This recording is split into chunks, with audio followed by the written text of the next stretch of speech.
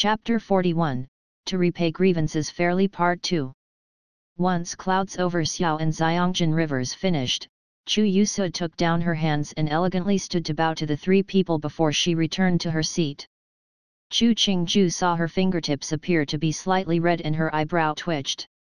She turned her head to look at the desserts in front of her, and reached with a hand to pick one. He looked at the pile of salty pastries on the place getting smaller and opened to warn, "Careful you don't get thirsty." Eating this kind of pastries at night, wasn't she afraid of getting fat? Raising her teacup for a sip, Chu Qingju didn't eat any more pastries and pointed with emotion at the fireworks blooming outside the window. The fireworks last year must have been as beautiful as today's, but Qi was in the Fu and could only see the light when the fireworks erupted, not how beautiful it was. Hearing this, Chu Yusu's heart jumped. Last year's lantern festival, she and Didi came out to look at the lanterns. Deji and Erg had been left behind in the Fu. In the past, she had felt somewhat guilty, but if Deji wasn't present, it was more carefree. Now that she was hearing Deji mention the incident, she felt strangely insecure inside. In the future, you will see the fireworks each year until you get sick of it. He tilted his head towards the windows, the flames painting his eyes red and blurring his gaze. The past, don't place too much importance on it. Finishing, he moved his eyes and kept on drinking his tea. On the side, Yuan hadn't spoke since he had been flayed by Chu Qingju. He clearly was trying to suppress his anger, but to Yuan's flames weren't really anything. What was going to happen at the royal court tomorrow will make his fire burn higher. Chu Qingju didn't look outside anymore. The wind blew past her veil, revealing a pale neck that was quickly hidden under the veil. She rubbed the edge of the teacup and remarked to the quiet Chu Yusu, "Sanmei's musical skills are better and better." Deji is too complimentary. Chu Yusu managed a smile. She knew that the other looked down at her, but she had to keep a respectful attitude, just practiced more during the days. Chu Qingju nodded, "You usually are much better than I as your jija. Deji's appearance is among the most beautiful of the country, how can Mimi compare?" Chu Yusu stood and bowed, afraid to receive the compliment. It was just that something was off about the words she just spoke. Most beautiful of the country? Chu Qingju felt that she was saying she had looks but no education. But she didn't care. Others complimented her beauty, she felt happy. As to whether she had brains, it was fine as long as she was clear. What others said, did it mean anything? In this world, who wouldn't be spoken of, who wouldn't be the object of jealousy, wouldn't be called mediocre? She wasn't afraid of the malicious slander of others. Smiling carelessly, she put down the teacup in her hand. She suddenly observed, there's less and less people on the shores. Yuan looked outside and saw that it was true, there were less people. He remarked faintly, "It's late, let the boat near the shore." He didn't want to see Lao Er and his woman being sick. As beautiful as the fireworks were, there was a time where it had to stop. The people on the shores gradually left and the busyness turned quiet. As the boat slowly reached the shore, Chu Qingju looked at the lanterns that were hanging by the shore without an audience. She remembered her own moon rabbit lantern that she had let a servant hold. Who's looking after the lantern? Chu Qingju allowed to guide her down and asked about the whereabouts of the lantern. "Don't worry, Qian Chong Xian has somebody keeping a watch." Came down the last step. Seeing Chu Qingju still reluctant over that roughly crafted moon rabbit lantern, the smile on his face grew stronger. "There's many lanterns hanging in the Fu. After we return, I'll get someone to pick some pretty ones to hang in Zhengyuan." Chu Qingju nodded and held hands with as they left the deck. She looked at the surroundings and found that a thin mist had formed, and it had gotten colder. Waiting at the side, Qian Chong Xian held the two's capes.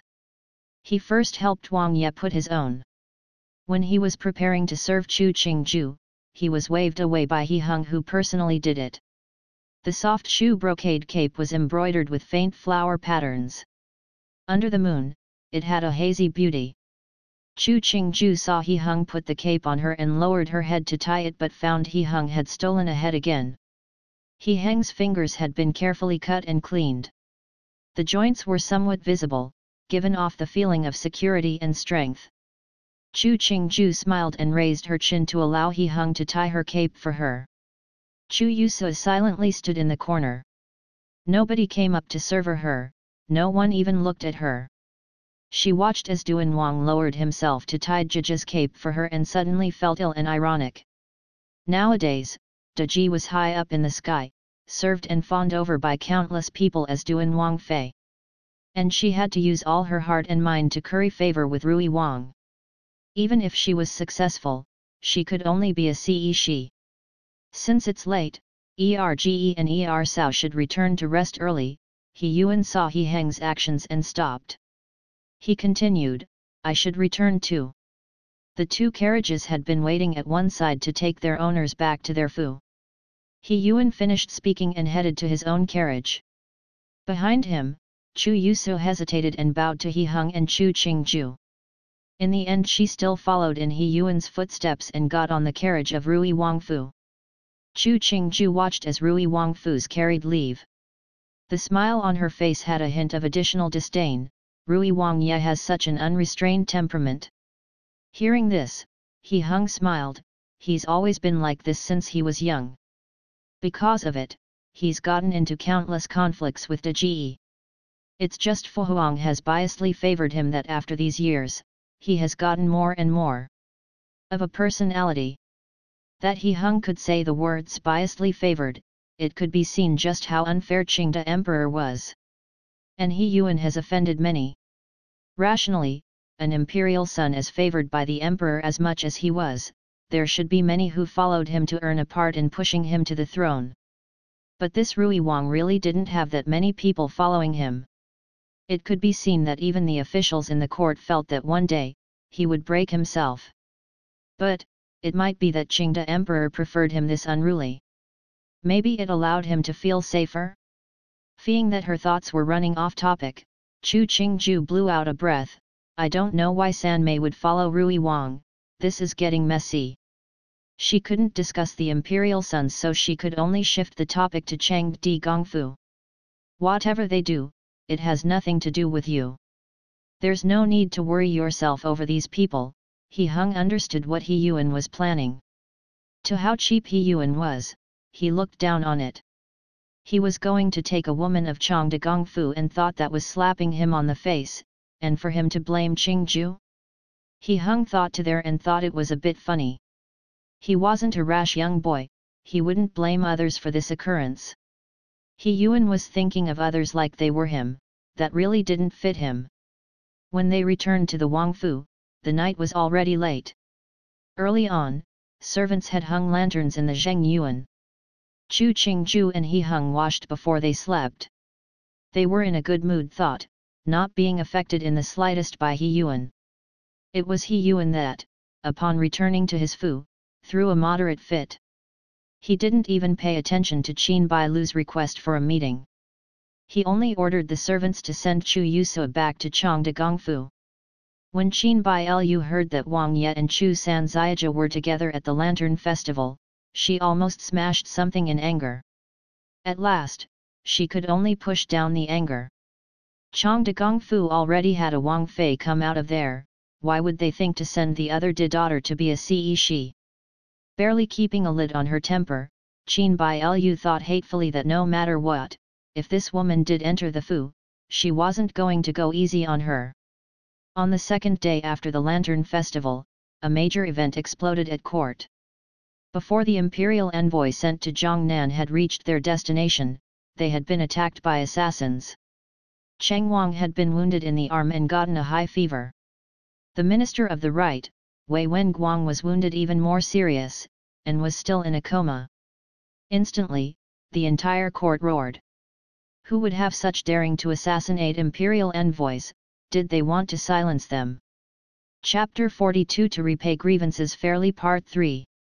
Assassination of the imperial envoy was a major event. Even though Qingde Emperor had a soft personality, but when he encountered such an event, he felt that he was personally humiliated and furiously ordered for an investigation. He Hung stood next to He Qi. Hearing He Qi righteous and fervent words, as though he was really trying to help Fu Huang, his eyebrow moved slightly as he silently lowered his head. Since it is already done, then this event will be investigated by Ning Wang and the Ministry of Justice. Qingde Emperor's temper hasn't calmed and his voice was somewhat coarse. These criminals, they are too outrageous. Chen accepts the order. He Qi knelt on one knee to receive the imperial decree, the lowered head disguising the satisfaction in his eyes. After court, He Qi didn't chat with others like he did usually but quickly left. He Hung looked at He Qi rushing figure, a sliver of smile appearing on his face. Has His Highness Duan Wang ever heard of the story of the mantis and the cicada? The Minister of Defense, Luo Chongqing, walked next to He Hung and bowed to him. He smiled as he looked at Ning Wang's back. The story is too common, but it does have some meaning. He Hung tilted his head slightly. He praised, Luo Duren is wise. What wise? It's just speaking nonsense. Luo Chongqing rubbed his beard, the cheer still on his face. How is His Highness Chang Wang's injuries? As imperial subjects, all of us are very worried. Luo Duren doesn't have to worry. Ben Wang's Sid was only wounded in the arm. The messenger said the injury was already controlled. He Hung put his hands behind his back, leading Luo Chongqing by half a pace. Fu Huang has already sent the head and the professor of the Imperial Hospital to quickly travel there. That is good. As subjects, we won't have to worry any longer. Hearing the answer he wanted, Luo Chongqing chuckled as he raised his hands together. Your Highness Duan Wang, this subject still has other matters and has to leave first. Farewell. Luo Duren, take care. He Hung smiled lightly and nodded at him. Walking as Luo Chongqing walked away at a sedate pace, the smile slowly disappeared from He Heng's face. Luo Chongqing, that wily fox, was worried about his grandson-in-law. He talked for this long period of time just to confirm He Ming's condition. Thinking about the ploys that Lao Da and Lao San were playing behind their backs, He Hung curled his lips. No matter how loyal someone appeared, but at certain times, they had to look out for themselves, just like the present Luo family. If He Ming really had been mortally wounded, then that girl from the Luo family would become a widow. Most likely, the Luo family wouldn't let it go. Hearing what that old fox Luo Chongqing had said, he had probably guessed who had been the person that really sent the order. As to why the other would tell him, he didn't care. He was certain of at least one thing now, which was the Luo family had negative feelings towards Lao Da and Lao San. In Duan Wangfu, Chu Qingju looked at the flower lanterns hanging in the courtyard and let the servants take them down. The flower lanterns might be pretty, but each night, someone had to light them. They also needed people to stand watch in case of a fire. It was too troublesome. She might enjoy the luxuries of life but didn't want to trouble others for such a minor matter. More so, beautiful objects could only be looked at during special times to become even more beautiful. Wang Fei, newbie heard that there was a fuss at Rui Wangfu this morning. Rui Wangfei was so angry she rode a carriage back to her maternal home. Jin Zhan walked behind Chu Qingju and gossiped in a low voice. Some people on the outside are spreading the news that Chang de Gongfu want to send San Ziaja to Rui Wangfu. She couldn't understand. San Ziaja had the skills and the looks and was a daughter on top of that. Why would she want to be a she? The hand Chu Qingju reached with to hold a flower lantern paused and then, with waning enthusiasm, she took her hand back. She held the other's hand as she started to walk out of the courtyard. That year, Liang Shi used everything to try to get in through the main door of Chang de Gongfu. My good father didn't even wait for 100 days before welcoming her in. Everyone in this world has their own thoughts. The road they pick, we cannot interfere, but it's fine as long as they don't conflict with ours. Jin Zhan heard the absence of emotion in these words. She understood that Chang de Gongfu hadn't been good to Wang Fei. She, Yin Lu, and Yu Zan had been inserted into the Gongfu by Xiang Qing Hofu to serve near Wang Fei. And Mu Jinjija had been taken into the Fu when Furen had still been alive. After Wang Fei had been born, she had followed Wang Fei. Even though they had tried their best these years to protect Wang Fei still had to suffer indignities. Now that Wang Fei was cold to the people of the Gongfu, it was almost expected. But newbie is worried that if they did this, it would affect Wang Fei's reputation. Jin Zan thought back to the things that the Gongfu had done. Her face showed disgust as she frowned. It's so infuriating. What's infuriating? Chu Qingju smiled. This entire Jing city, who doesn't know that this Duan Wang Fei isn't on good terms with Chang de Gongfu, and is enemies with the stepmother. Even more, in the Jing city circles, almost everyone assumed that I was raised by aunt. How Chu Yuso conducts herself, it would only reflect on Liang Shi, it wouldn't touch me. Jin Zhan instantly understood. After Wang Fei recovered, she distanced herself from Chang de Gongfu, and became closer to Xiangqing Hofu. The incidents of the past had spread through Jing.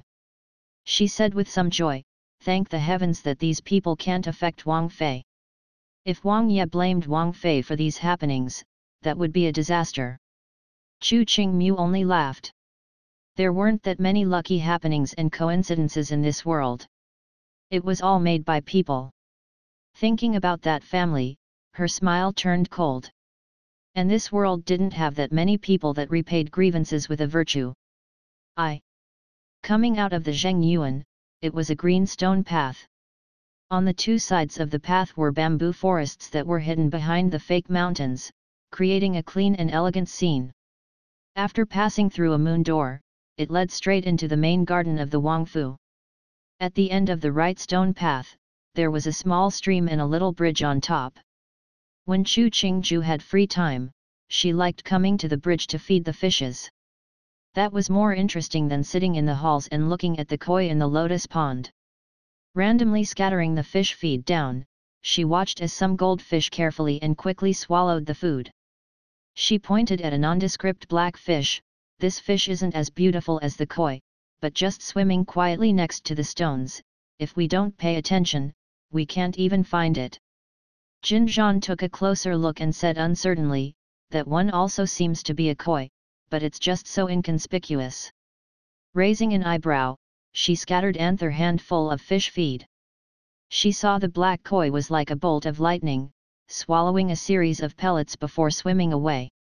It was the epitome of fast and precise. Chu Qingju poured the rest of the fish feed into the water with some disinterest. She asked in boredom, "Which ones are going to the Princess Royal's food tomorrow?" Newbie isn't clear, but heard that the Princess Royal had invited many. Jin Zhan thought for a while. Newbie heard that many young ladies not of age had also received invitations from the Princess Royal. Chu Qingju nodded and knew what the Princess Royal was doing. Rather than be hurt over a man, why wouldn't she find people to amuse her? Women had to treat themselves. Did Chang de Gongfu also receive one? Chu Qingju suddenly asked. If tomorrow both Chu Yusa and Qin Bai Lu came, she wondered with Qin Bai Lu's personality if something would happen. Jin Zhan nodded. Chang de Gongfu received an invitation.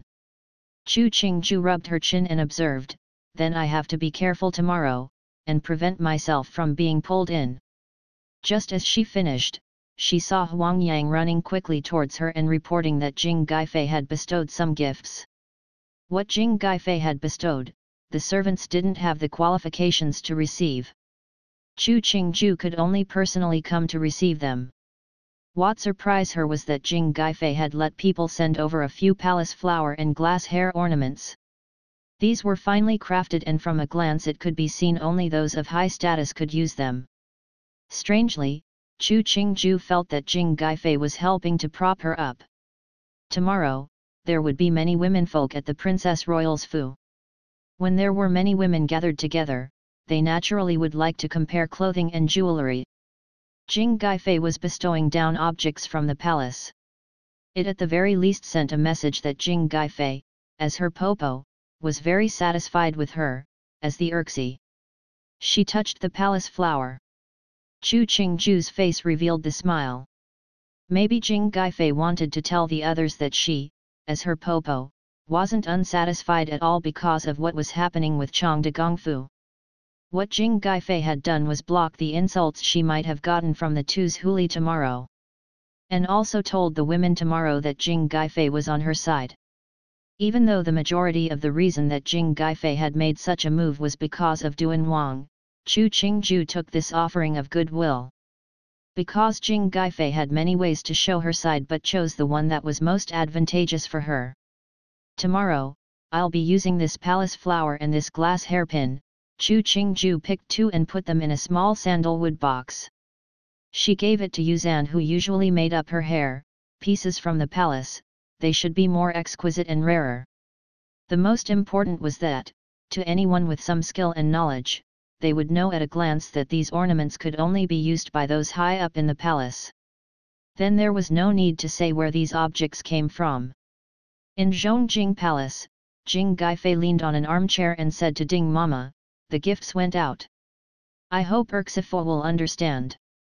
"Niang Niang, don't worry. Duan Wangfei is an intelligent person, she definitely will understand your efforts." Ding Mama passed her a cup of tea and carefully served as she praised, "Niang Niang is kind, Duan Wangfei will of course remember your good." "It's not important if she remembers." Jing Gaifei held her cup and thought about her Erxifu. She couldn't help but frown. Could intelligent be a description for that person? Bearing a tray of pastries, Wei Ranchuang quietly stood in her spot, a flicker of sadness and jealousy passing through her eyes. Didn't they say that the relationship between a Popo and the Zifo was like the sky and the ground?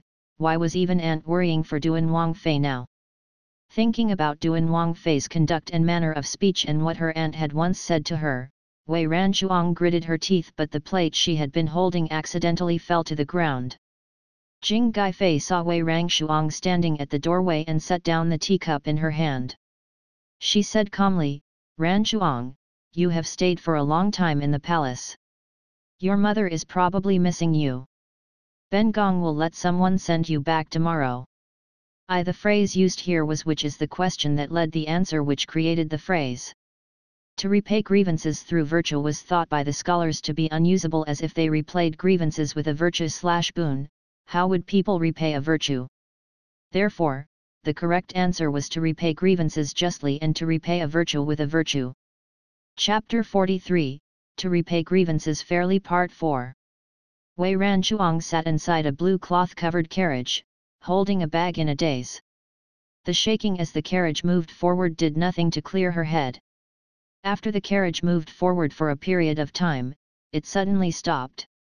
She sat in a daze for a beat before asking, "What's happening?" "Gunyang, Duan Wangfu's carriage is coming over, we have to clear the road." The person outside answered. "Duan Wangfu?" Wei Ranchuang's expression changed and she pushed aside the curtain covering the window. She saw up ahead that there were guards clearing the road, protecting an Ashtamangala carriage pulled by 4 horses. From a glance, it could be seen that it was a carriage specifically for Duan Wangfu's womenfolk. Behind the large carriage, there were a few small yet finely made carriages. They most likely were used by the personal servant girls of Duan Wangfei. Wei Ranchuang bit her lower lip, her heart uncomfortable.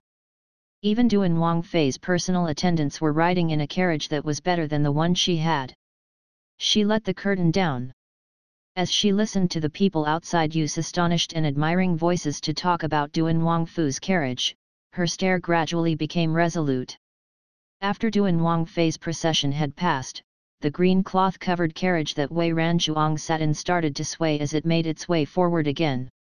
When she came out of the carriage, Wei Ranchuang looked at the relatively bare door of her family's fu. There weren't any sedans. She held her Yawan's hand as she walked in. Her family home was just this big, there were no high-ranking officials and basically no space to stand on protocol. Wei Xian Qi saw her daughter return in a crowd of people carrying gifts. She smiled and remarked, "You seem heavier. Gaifei Niang Niang is very good at raising people." Wei Ranchuang forced a smile and let her mother put away the objects that Jing Gaifei had bestowed down. Then she said, "Aunt said you probably were missing me, so she let me return." Hearing this, Wei Xian Qi's face slightly changed. After she motioned for the others in the room to leave, she said with some worry, "Did Gai Fei Niang not like you?" Wei Ranchuang shook her head, her voice carrying full of distress. "Gai Fei Niang said Duan Wang Fei was very good." "What does that mean? Does she spurn you to become her son Shi?" Wei Xian Qi's voice was full of indignation as she ranted, "She's our Wei family's daughter. Now that she's become Gai Fei Niang, has she forgotten her maternal family?" No matter what, her father-in-law and Jing Gai Fei's father had been full brothers. Now that their branch was declining, Jing Gai Fei hadn't done anything to help and even looked down on her daughter. It was somewhat upsetting. But remembering that her own husband was only a minor 5th-grade provincial governor before transferring back to Jing and that both husband and her children needed to rely on Jing Gai Fei in the future, she could only suppress her dissatisfaction and sighed, "Niang has bestowed down so many things, it can be seen she is still looking after you. As to Duan Wang, I'll try to think of a way for you." Wei Ranchuang's face reddened and she whispered, "His Highness Duan Wang is a good person." Wei Xian Qi looked at her daughter's bashful expression and decided to meet that Duan Wang Fei before making a decision. Her maternal father and brothers might not have great abilities, but they were a branch of the Qin clan, and could find someone who could speak out. If her daughter went into Duan Wang Fu, it was a good road. At least there still was Jing Gai Fei Niang, so Duan Wang Fei wouldn't harshly treat her daughter. Duan Wang and her daughter also were cousins and would care a bit more based on the relationship. Going into the Wang Fu, it was better than marrying a minor official who was never going to come into the light. The Princess Royal's Fu at this time was full of noise, clothing, and music flying everywhere. When Chu Qingju walked into the Haoyan, she found that if it wasn't that these people were wearing medieval clothing, she thought she was at one of the modern parties. When she came in, instantly a formally dressed mama carefully ushered her into a pavilion. She saw Wei Qingyi sitting down next to a grandly dressed woman. That person was most likely Jin and Princess. She cheerfully came and performed an elegant bow, "So this must be Jija. Nice to meet you, Jija." Jin and Princess stood and held her hand, returning the same greeting, Daimei, don't be so still. I called everyone here just for relaxing and having fun, not to be so courteous." Finishing, she pulled her to sit down beside herself, and let the servants serve tea. Chu Qingju smiled and replied, "That's great, I'm so tired of the rules every day." Finishing, she looked at the surroundings, "Where's nephew and niece? I got the two of them to go play with the little guests from the other families." Jin and Princess waved her hand, "Big people and little people can't play together. They don't come and disturb us, isn't this nice?" Chu Qingju smiled but didn't respond. Even though young children were noise, but as an aunt, she could only hear this but not agree. "Which child isn't loud?" Wei Qingyi responded. She herself had a son. When she talked about children, she always had enthusiasm. It's good for children to run around and be loud, their bodies become stronger. Jin and Princess nodded, "That's so true, it's so hard for a woman to raise a child." Finishing, she smiled at Chu Qingju, "Daimei doesn't have children now, you still have some relaxing days." Chu Qingju smiled as she took a drink of tea, "It's nice too to have children around." She detected the friendliness barely noticeable in Jin and Princess. If it was any other person, at this time they would ask when she was having a child, but Jin and Princess made it seem like a joke. Looking at the noise in other families, I find it much harder to care for a child than looking. Jin and Princess had no desire to keep discussing children and turned to say, "When Erge and Daimei married, I wasn't in Jing, and didn't have the luck to meet you. Today, I have to say that my Didi is very lucky to marry such a good person, it's an event of great fortune." Trying hard to let herself reveal a bashful expression, Chu Qingju lowered her head. Jin and Princess saw Chu Qingju's red cheeks and knew she was embarrassed. She smiled and teased, "I forgot you're newly married, you're embarrassed now." When she first saw the other, she had felt she was eye-catching, but this bashful young girl in front of her made her agree with the Empress's words. This Duan Wangfei was very suited to Erd. Wei Qingyi saw that Jin and Princess Royal had the desire to be close with Chu Qingju and looked at Chu Qingju in surprise. Today, her Daimei was still dressed vibrantly. That already beautiful face, if it was a 9 before, today it was a 10. She knew very clearly how men liked this type of beautiful woman, but she was even clearer of the fact that, just based on a face, a woman couldn't keep a man. Princess, Rui Wangfei has arrived. Jin and Princess heard the servant's report and the smile on her face dimmed. But if one didn't look closely, they wouldn't have seen it. Quickly welcome them in. She had never interacted closely with Rui Wang, but the arrogant conduct of Rui Wang had passed into her ears a long time ago. As a married princess, she never commented on these kinds of matters, but she didn't like Rui Wang and his family. A man with this personality, if he succeeded, then all of his siblings won't have easy lives. Qin Bailu's mood wasn't very bright, but the usual smile on her face didn't dim. She walked into the pavilion and after exchanging bows with Jin and Princess, she sat down next to Chu Qingju. Sitting closely together, Chu Qingju found her face seemed slightly swollen. Qin Bailu had applied heavier makeup today and seemed more mature. Wei Qingyi held a teacup and blew on the tea leaves on the surface. She slowly took a drink before smiling at Qin Bailu, remarking, "San Daimei is a bit late today. When I came out today, I met some matters." "Sorry, Daji and the two Sayaseo, for waiting." Qin Bailu forced out some mirth, the hand holding the teacup tightening. "It was Daimei's fault. Your Dasao is joking with you, you aren't late." Jin and Princess saw that something wasn't right from her appearance and her voice softened, "Since you have all arrived and come with me to chat with the others. After so many years, I'm not familiar anymore with Jing's womenfolk." Since the sister-in-law asked, the three daimei naturally stood and accompanied Jinan to converse with the women. The three sat at the front with Jin and Princess and found that many young girls were sitting in the garden. They didn't know why Jin and Princess had done such a thing and smiled without speaking. Chu Qingju found Liang Shi was in the gardens as well with Chu Yusua and Chu Huishuet. She tilted her head to look at Qin Bailu. As expected, her face had become darker. Watching the scene, she couldn't help but sigh. Liang Shi was in too much of a rush and too short-sighted. She knew that Rui Wangfei was coming today. Why did she come? Did she think that Jin and Princess would favor Chu Yusu? Today, so many lovable guests have come. Ben Gong likes having a good time. Why don't these lovable guests look at some paintings and compose a few poems to widen our scope?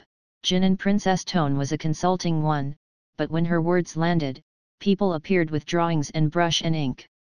To show off in front of the princess and the Wangfei, many were very willing. So these young girls started to examine the drawings and compose a good poem. Chu Qingju saw the excited young girls and, in a flash, felt that Jin and Princess was amusing herself. These young girls didn't have many important connections to her and having some fun was a good thing. These people were appreciating drawings. Chu Qingju and the others naturally wouldn't partake in the activity and so they chatted as they drank tea. "I heard that the lanterns a few nights ago at the Lantern Festival were very beautiful. It was a pity I didn't have the time, otherwise I would have gone to see." Ning Wangfei Wei Qingyi's voice held regret. "The lanterns in the Fu might be beautiful but they don't have the same flavor." Chu Qingju saw that Qin Bailu's face became even uglier. Daimei, did you go?" Wei Qingyi pushed the topic onto Chu Qingju's head. By now who didn't know that Duan Wang had taken Duan Wangfei out to see the flower lanterns and onto Rui Wang's boat to see the fireworks? Chu Qingju raised an eyebrow. Wei Qingyi was asking this just to instigate a conflict between her and Qin Bailu. That was because, Chu Yusu was like her, they were all named Chu. At the same time in Duan Wangfu, He Hung heard expected news. Lao San is taking the Duke of Changda's third daughter as Ce Fei. He Hung repeated with a calm face as he looked at Wang Chongming, "You are sure? Rui Wangfu has already sent the letter and the gifts to Changda Gongfu, it's very likely." Wang Chongming said, but it's unknown if Chang de Gongfu will accept. Wang Chongmin didn't dare to mention Wang Fei, so he only said, Dai Duo has also passed along information. Rui Wang Ye is very angry at the attempted assassination of the Imperial envoy. He is suspicious it was Ning Wang that purposefully framed him. He lowered his head, putting down the carved root. He tapped the bottom of the root, let him have his tantrum. It could be seen at the bottom of the carved root, there was a hollow building. It looked beautiful, but in reality, it wasn't strong. Chapter 44 Pointing at the mulberry tree and swearing at the locust tree. Females tended to prefer subtle and graceful poems. Chu Qingju took the poems that Wei Xian Qi passed over. She casually took a look and saw characters for light wind, wispy smoke, and others along those lines. She carelessly flipped through before handing them to Qin Bai Lu on her other side. I feel all of these gunyang have literary skill, but I am not skilled poetically. San Daimei, have a look instead. Qin Bai Lu took these poems that had been picked out by Jin and Princess. The one on top was the work of the third gunyang of Chang de Gongfu. A hint of ice appeared at the corner of her lips. She flipped through and said to Chu Qingju, Sao comes from a noble family. Even your Fu San gunyang is this talented, why should you underestimate yourself? These words were somewhat harsh. Even though Rui Wang had the emperor's favor, he was still an younger brother. You, as a deme, talking in this type of tone to your Sayaseo, it was not having any respect. How was it that the family Qing was an educated and literary family yet produce a woman of such conduct? Jin and Princess' eyes jumped. She glanced at Qin Bai Lu before lowered her head to drink tea. My fu. Chu Qingju giggled as she took out a handkerchief to wipe her mouth. Her voice was gentle as she lectured, San Dime, it's not that Sayaseo likes lecturing others, but your words are too improper. Us women, when we marry, we follow our husbands. My fu is Wang Yi's fu. San Daimei, are you saying that I am not a member of the imperial family? This kind of words, even the empress couldn't say them, to say nothing of Qin Bai Lu as a daimei. Qin Bai Lu finished listening to the speech and in her heart, she hated Chu Qingju for not leaving her a shred of dignity. On the outside, she could only smile and apologize, Sao, forgive me. It's just my mouth got away from me. Sayaseo, please forgive me. Finishing, she stood to give a bow.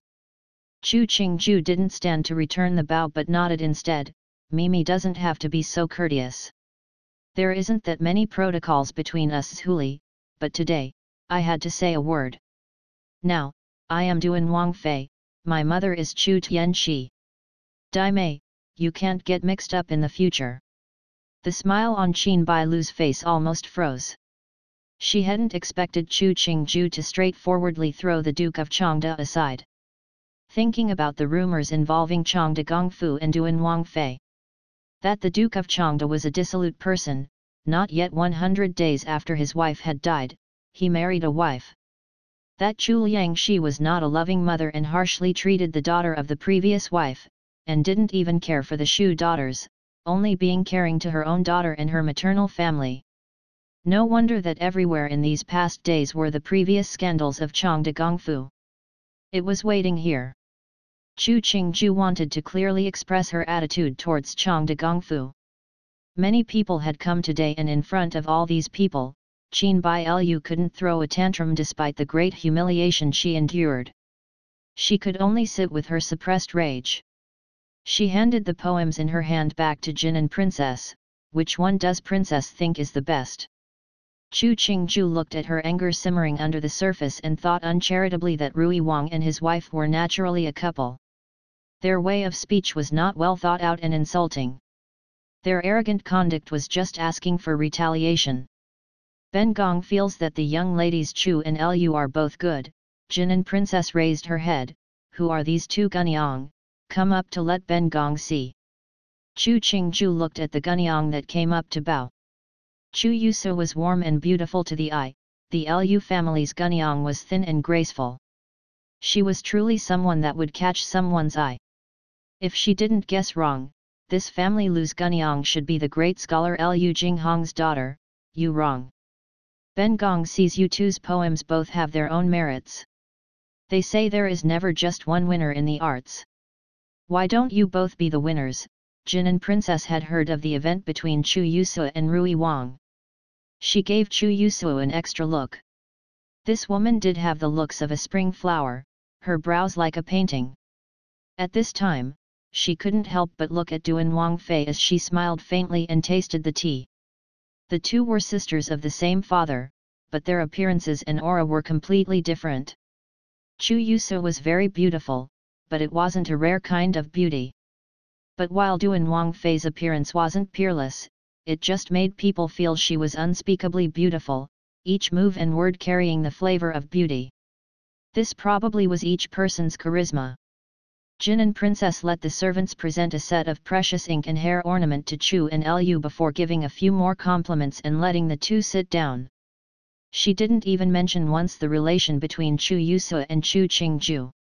Very quickly there were servants that presented fresh cakes and fruits. Everyone saw that these were all good things and it could be seen how much the emperor favored Jinan Princess.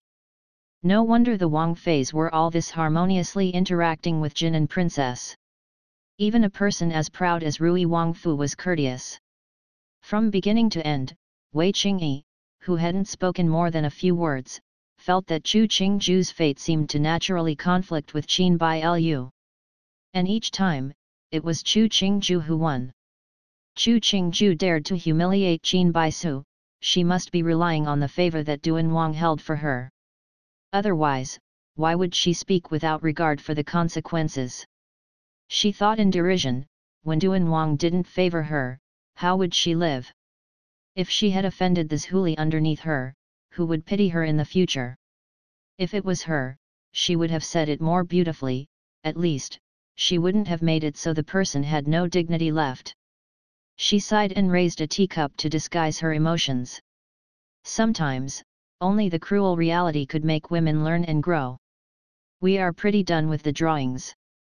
If everyone doesn't dislike it, why don't you come with Ben Gong to hear some music? Jinan Princess held a Yawan's hand as she stood. Once she spoke, everyone all agreed and said they had no dislike. The stage had already been set up.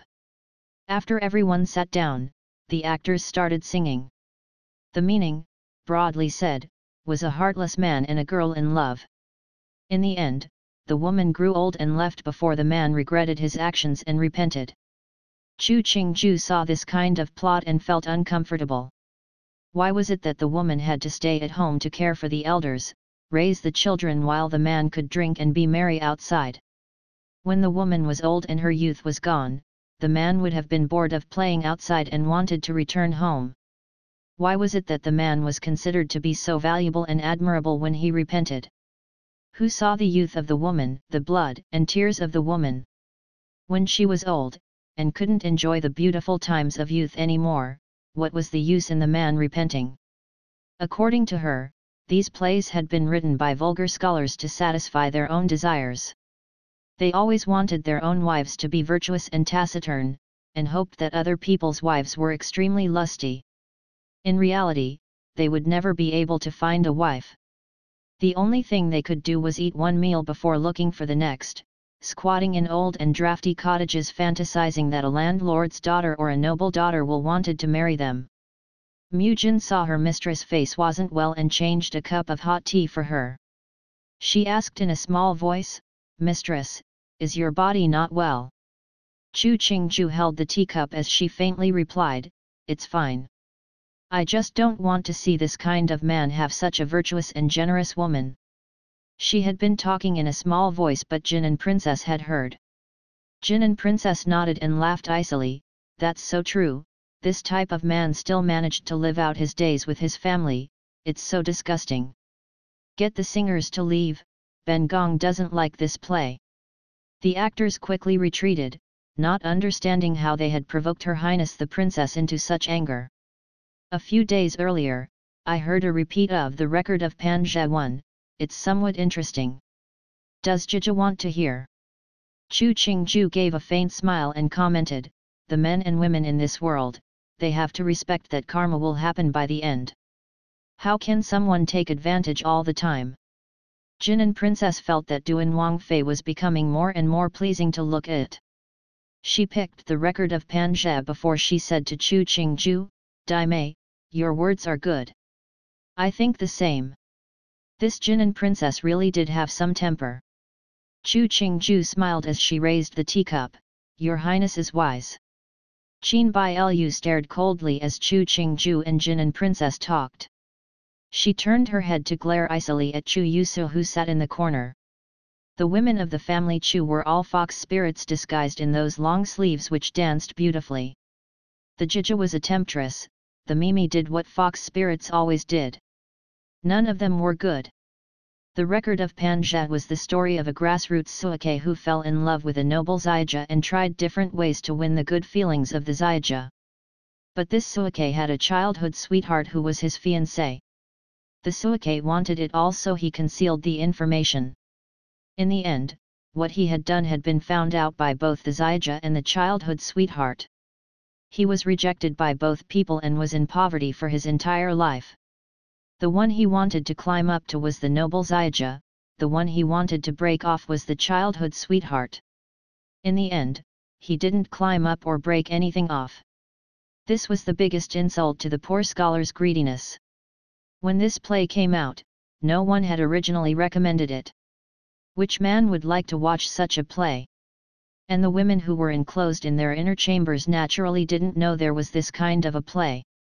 So when this play was acted out, many were deeply attracted. After the play finished, the crowd started discussing, this saying how shameless the scholar was, that saying that what the Zaija and the sweetheart done was right. It's true that the scholar is deserving of hatred, but this noble Zaija should have secretly met with the scholar before. She nearly ruined her reputation, Qin Bai Lu pointed out with a mirthless smile, this world still lives by the decisions of the mother and father. Such a good girl, it's not a good thing to mix with adult men. These words had an indirect target. Many people present had heard what occurred at the Lantern Festival, and so no one continued the topic. That was a matter of Rui Wangfu. Rui Wang's personality had always been proud, it was better not to provoke him. Liang Shi heard Qin Bai Lu's speech and her face changed. However, Chu Yusu, standing by her side, didn't change her expression as she kept a smile on her face. It was as though the target that Qin Bai Shung's pointing at the mulberry tree and swearing at the locust tree wasn't her. Wei Qingyi and Chu Qingju both smiled and didn't speak. They seemed to have not heard Qin Bai Lu's words. The two exchanged a glance, raised the teacup in their hand, and simultaneously took a drink. Luckily this noble Zaija didn't make a great mistake. To know she had stepped wrong and return rather than continue onwards, it is a good thing. Jinan Princess's words broke the tense silence. A sharp smile appeared on her face, this kind of man, you can't tolerate or spoil him. Otherwise, he'll forget who he really is. Once the words came out, everyone's inside was full of different flavors. In this world, what man didn't steal some, what man didn't like beauty? Chu Qingju looked at Jinan Princess. On her face, she saw what looked like a certain type of resolution. 1. Is to climb, to claim connections of higher status is break, twist, snap, suffer loss. Chapter 45 High Up Above. After watching 2 plays, it was already past 1 and Jinan Princess invited everyone to a meal. She let the Gunyang who hadn't come of age to gather and freely chat. She and the noble ladies and officials' wives that married chatted about the interesting things in Jing. Chu Qingju heard these people once again mention the spiritual master Xianling on the 5 Estates Monastery. It looked like this spiritual master Xianling had some skill. Regardless of whether there were ghosts and gods in this world, but the fact that a person could be recommended by so many women used to living in a complicated environment, it showed his abilities were exceptional. As to in which direction they laid, that depended on the person. When Jinan Princess heard this, she was unexpectedly calm. She smiled calmly, if he is an extraordinary person, there definitely will be a change to meet him in the future. She did say that, but Chu Qingju could see that she didn't even care about such a thing. Chu Qingju held Mu Jin's hand as she stood to change clothes. On her way back, she met Chu Yusuo accompanied by her Yuan. She stopped in her steps and calmly watched as Chu Yusuo gave her a full and respectful greeting. Greetings to Duan Wangfei. Qi Yusuo was now very clear, the Deji in front of her didn't want to interact with Chang de Gongfu at all. She could even see on Deji's body the coldness she held towards Chang de Gongfu. She had heard many of the rumors on the outside. She wanted to argue but found all the rumors were true. And some events that occurred were even worse than the rumors. She didn't have the courage to use the appellation of Deji. The reputation of the Fu was worse and worse. It had affected her and Erg's marriage prospects.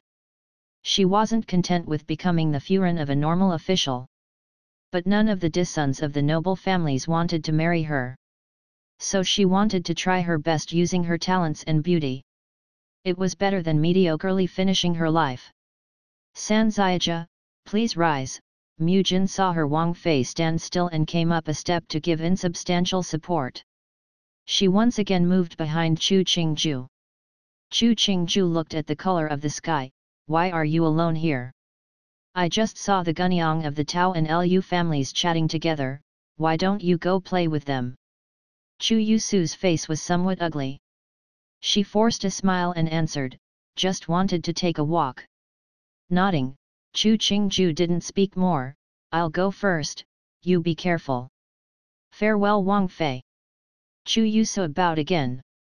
She looked at Chu Qingju surrounded by quite a few Yuan as they ushered her towards Jin and Princess.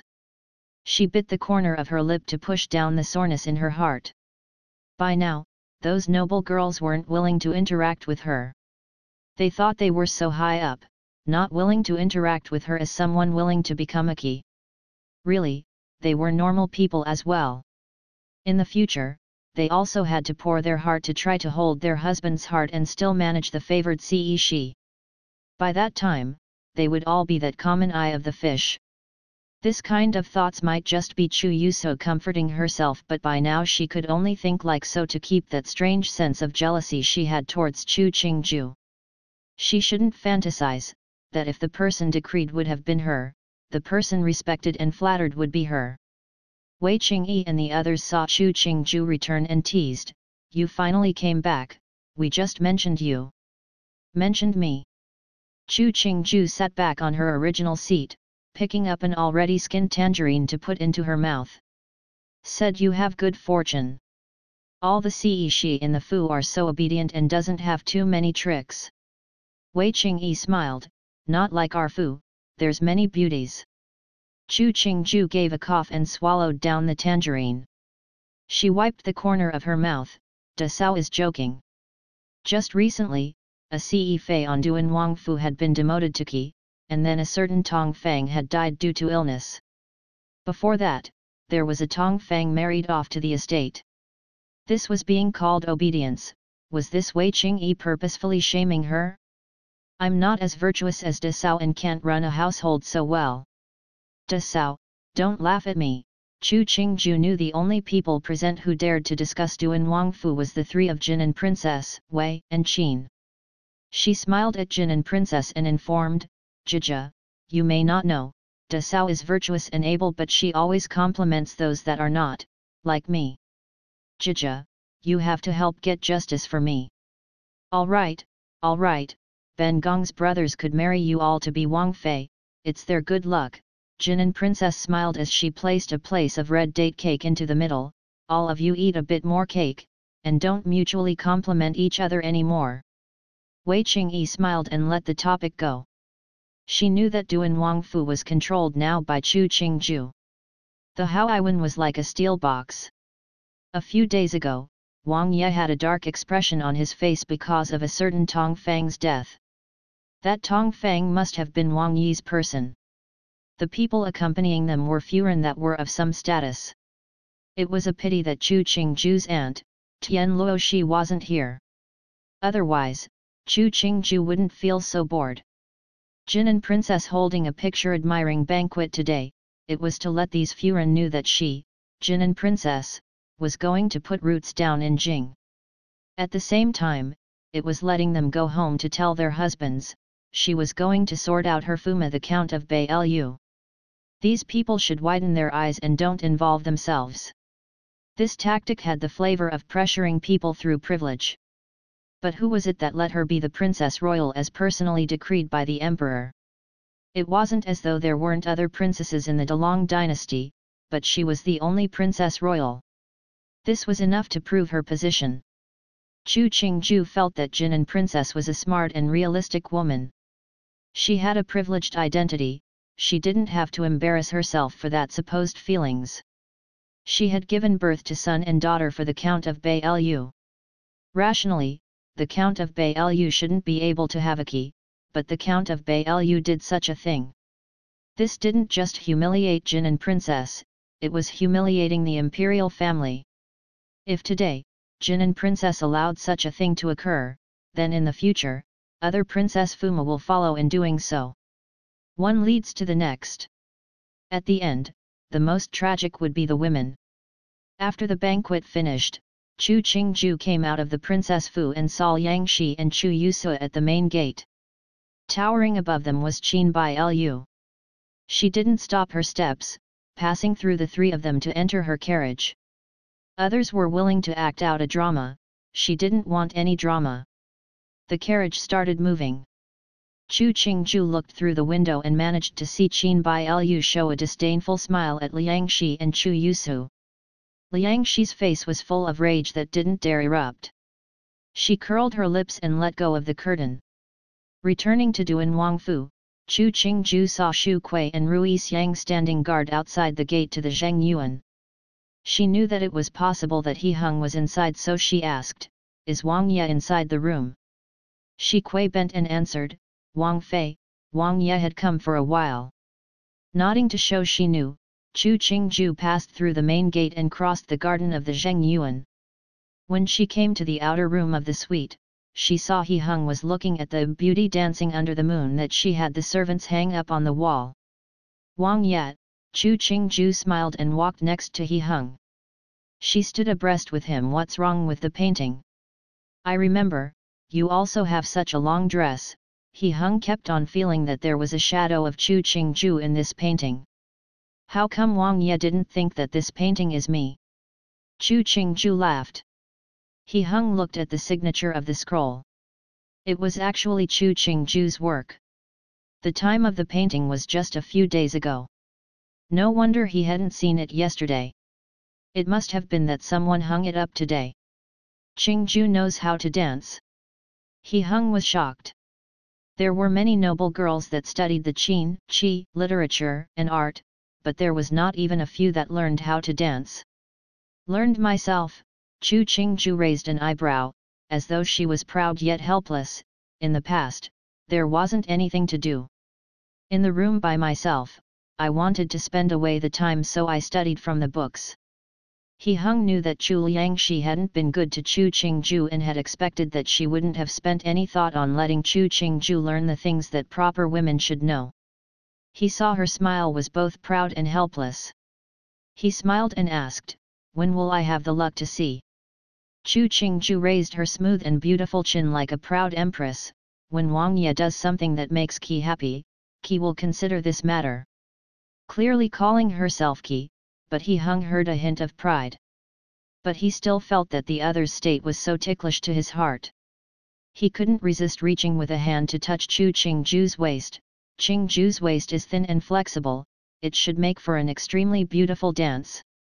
The corners of Chu Qingju's mouth drew back. "Wang Ye, are you mocking me for being a dancer girl?" He Hung seemed to understand why women always made trouble without a reason, but strangely felt the need to explain himself. He helplessly drew the person into his embrace. "Those women aren't worthy of being mentioned together with Qingju. You only dance for me, no one else will see. This is between us as husband and wife. I like it, I'm not teasing you." Finishing, he added another sentence, "In the future, when I make you happy, you have to lower yourself to dance once for me." Chu Qingju gave a gentle snort. "Since you are so expectant, when the spring comes, I will dance one for you to watch. This body was truly flexible. When it danced, it wouldn't seem hard and without grace. But she wasn't really wanting to dance, for he hung like this. Men were a strange type of creature. They liked playing with willing women, but they looked down at a woman for being too willing. From a certain viewpoint, men were even more conflicted than women at times. But if she made such a matter a delight between the two of them, to let the other feel expectant, but not let the other easily see, then it will let He Heng's heart give birth to a feeling of intimacy akin to a secret belong to the two of them. Sometimes, a beautiful secret was useful in closing the distance between man and woman. He Heng saw Chu Qingju's pouty state and felt the cat in his heart was tickling him even more. He breathed in the smell of her hair and said in a hoarse voice, "All right." There was clearly layers of clothing separating them, but he seemed to be able to feel the fineness under the clothing. He couldn't resist carrying the person to bed. Chu Qingju didn't want to play the game of being on top of the other before eating. She leaned her head to He Heng's chest as she said, "I saw that Jin and Princess Royals seems to want to separate from Count of Bailu." A second of silence, she then heard He Heng's voice full of disdain with a hint of anger. Separation is necessary, how could he slight an imperial princess? This matter, it won't end so easily.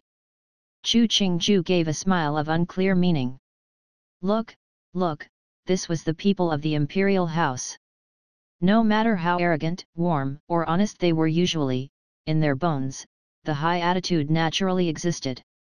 Chapter 46 Kuei Yuan Palace. The Count of Bailu managed to travel to Jing City on the 26th day of the first month. The first place he went to was the Princess Royal's Fu, but before he could enter, he was thrown out by the servants of the Fu. He hadn't known that the servants would make things this difficult for him. When he was about to start in on them, Jin and Princess came out, supported by a Yuan. Because the Count of Bailu had constantly been thinking of that mistress, the husband and wife hadn't been together for many days in the recent months. The Count of Bailu stood under the main gate, looking at the grandly dressed princess. The fiery anger instantly was extinguished by cold water.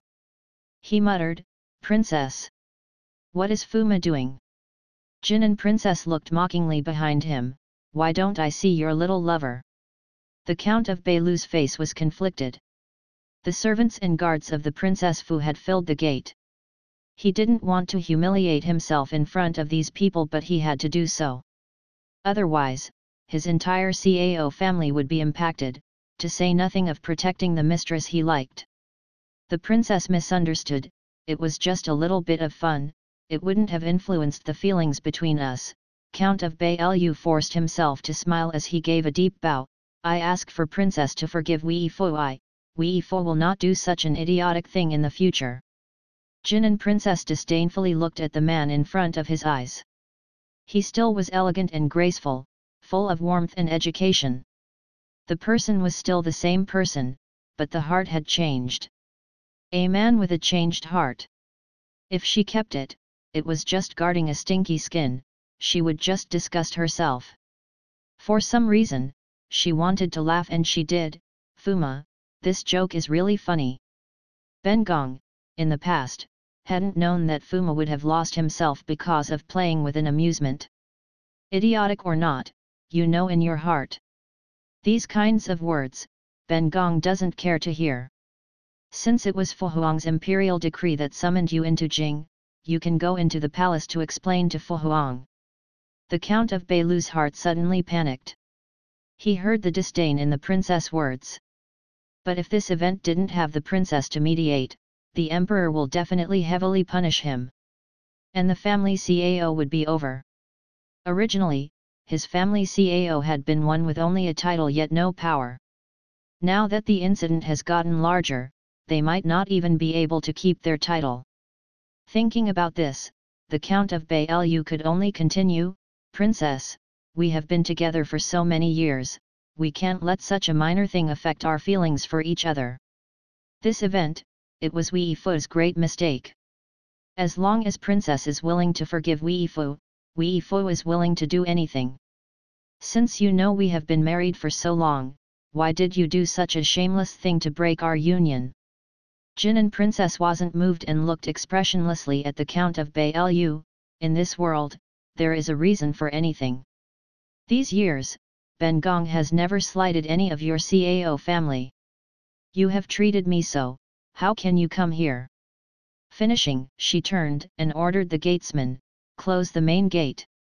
The Count of Bailu watched as the main gate slowly closed.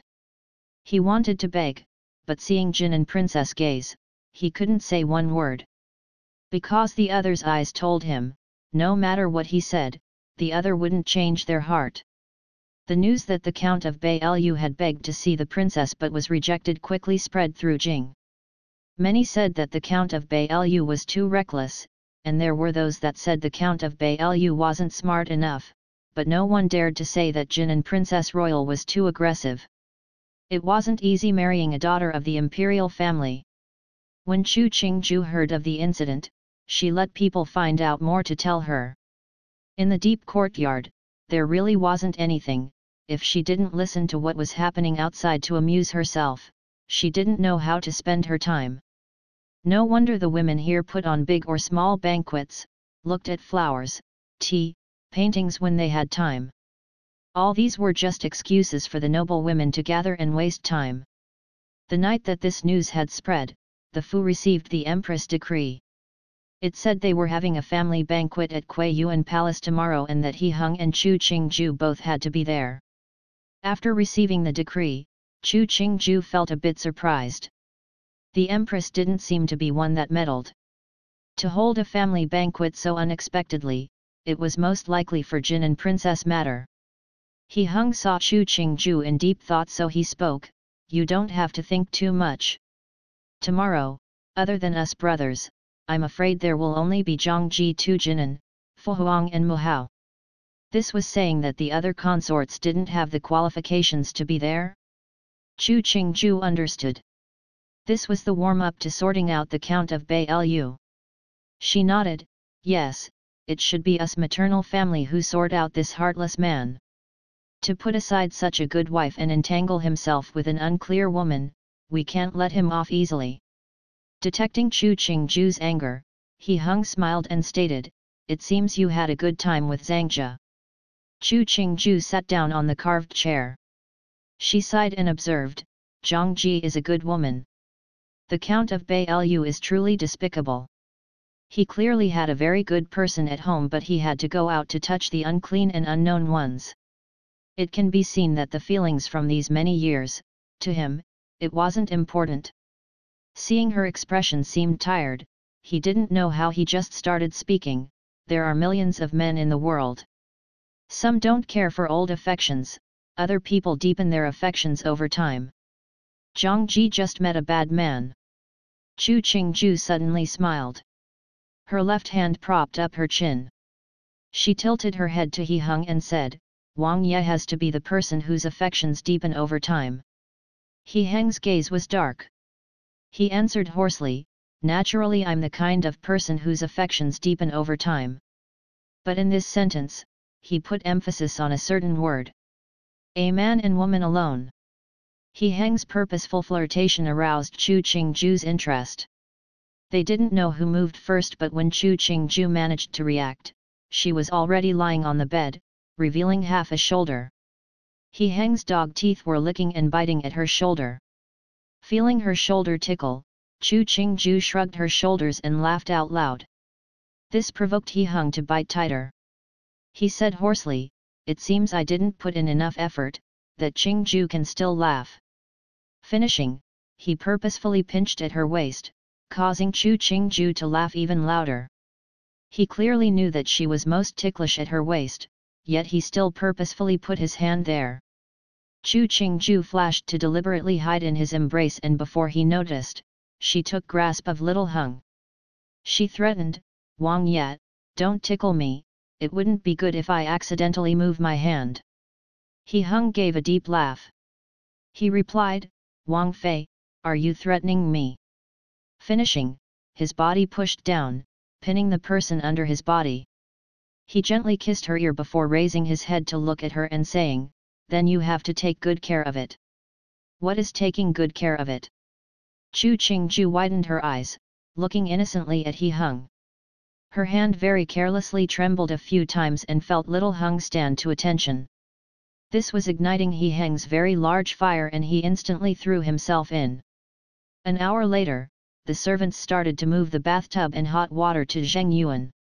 These Taijian all carefully kept their head down, afraid to even look twice at the clothing and ornaments on the ground. But just from the clothing on the ground, they knew just how fiery it had been between Wang Yet and Wang Fei. Chu Qingju sprawled at the border of the tub, permitting He Hung to knead her shoulders. Her voice carried laziness as she asked, I heard we have a property in the Jing suburbs, it has hot springs. You like them? He Heng's hand touched the fine skin and smiled as his chest glued itself onto that smooth and thin back. Yuchuan Yuan 3 does have a large hot spring. In a few days, I'll take you to play for a few days. That would be good. Chu Qingju tilted her head to gently kiss He Heng's face. Wang Yet, don't forget. A beautiful woman giving a kiss was naturally a good thing. He Hung stole a few more from Chu Qingju's lips before confirming, things that I have promised you, I won't forget. Chu Qingju smiled as she straightened her head. The inky strands of hair flowed in the water, hiding the bottom of the tub. When she came to Kui Yuan Palace, Chu Qingju found that there were a few more hints of life this time. There were even more servants around, as though they were deliberately acting out such liveliness. Following He Hung into the main hall, she saw the Emperor and Empress there as expected. The person sitting directly under was Jin and Princess Royal. Under Jin and Princess were He Yuan and Qin Bai Lu. Chu Qingju felt that the Rui Wang couple had come quickly this time and weren't too proud. After she finished her greeting with He Hung, they sat down opposite the couple of He Yuan. Chu Qingju, as usual, drank tea and lowered her head. Qingda Emperor, as emperor and as a father, he might not be a good one, but at the very least, he still followed social conventions. Sitting at the top, he very rarely looked at his two Erxifu, and only talked with his two sons. A quick while later, the Ningguang couple arrived. Chu Qingju watched as the two sat above them and He Qi started to amuse the emperor. She couldn't help but think each imperial son was a master of flattery from birth. Since your ditty have all arrived, Zhen will ask you one more time, do you really want to separate? Qingda Emperor gave a sigh. The old face showing tiredness, Guinian, Zhen shouldn't have given you in marriage to that boy of the Cao family. It has nothing to do with Fuhuang. It's knowing someone's face, not knowing their heart. Back then, it was this daughter that had agreed before Fuhuang decreed the marriage. Basically, it was this daughter who didn't have a good eye. Guinian 4 was Jin and Princess Royal's name. This name had been personally chosen by Qingda Emperor. Perhaps it was that when choosing this name, Qingda Emperor had thought that this daughter, even if she had married, still remembered this home of hers that was the palace, so he named her Guinian. Chu Qingju found that the emperor treated Jin and Princess very well, better than the three sons other than He Yuan. Maybe it was that Jin and Princess was his first child, that the feelings were different. These years, this daughter and the Count of Bai Lu were full of respect and in harmony with each other. But now, the Count of Bai Lu's heart is not with I and the children any longer. He didn't even care about my identity and the old feelings as he involved himself with a 9th-grade official. He can humiliate this daughter, but he cannot humiliate the imperial family. Such a heartless man, what use would I keep him for? Separation, it would allow me to have clean days. Jin and Princess gave a bitter smile, otherwise, if I forced myself to be with him, this daughter will feel disgust. This husband, as the husband. 2. Eldest sister. 3. Jade Springs Orchard/Garden. 4. Is Return is Remembrance.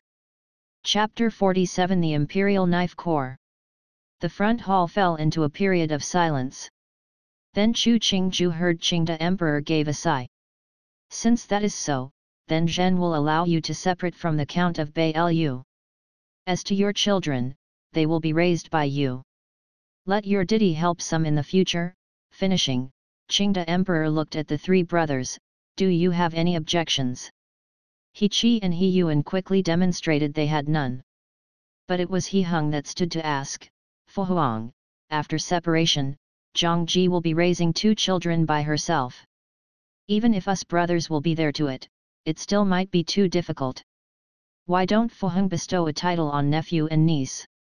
When Qingde Emperor had originally seen He Hung stand, his expression hadn't been good. After He Hung had finished, his face showed a smile. Lao is right.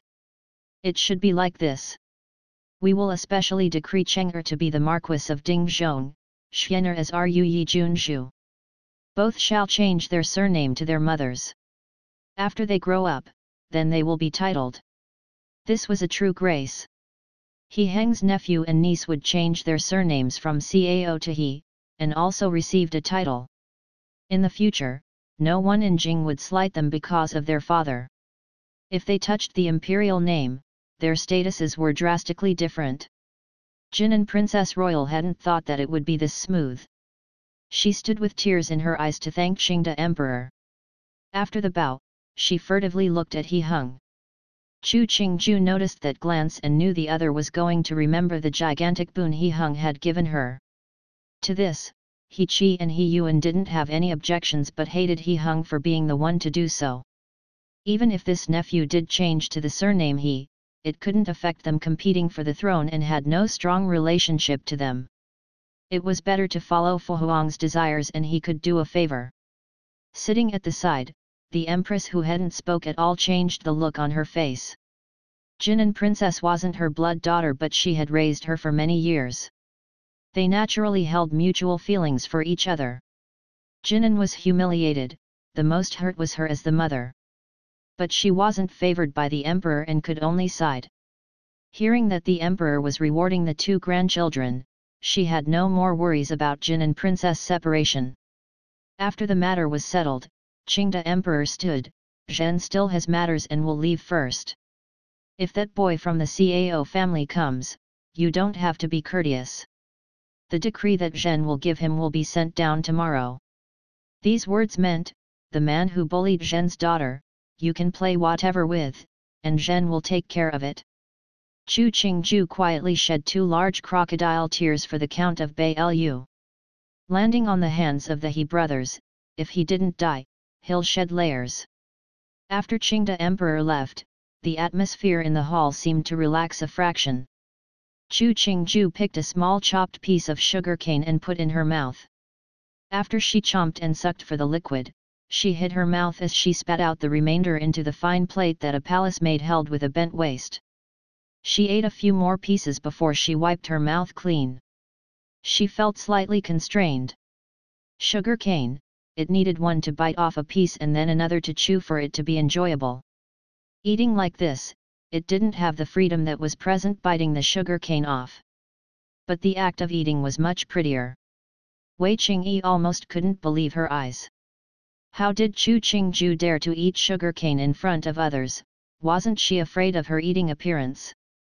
She watched as Chu Qingju crisply chewed on a few more pieces before wiping her mouth.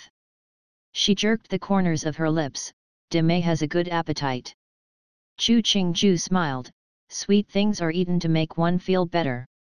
She handed the dirty handkerchief to Yuzan who was behind her and took the clean handkerchief Mujin handed her. Da Sao should try sometime. Wei Qingyi gave a short dry laugh. I don't like using such snacks.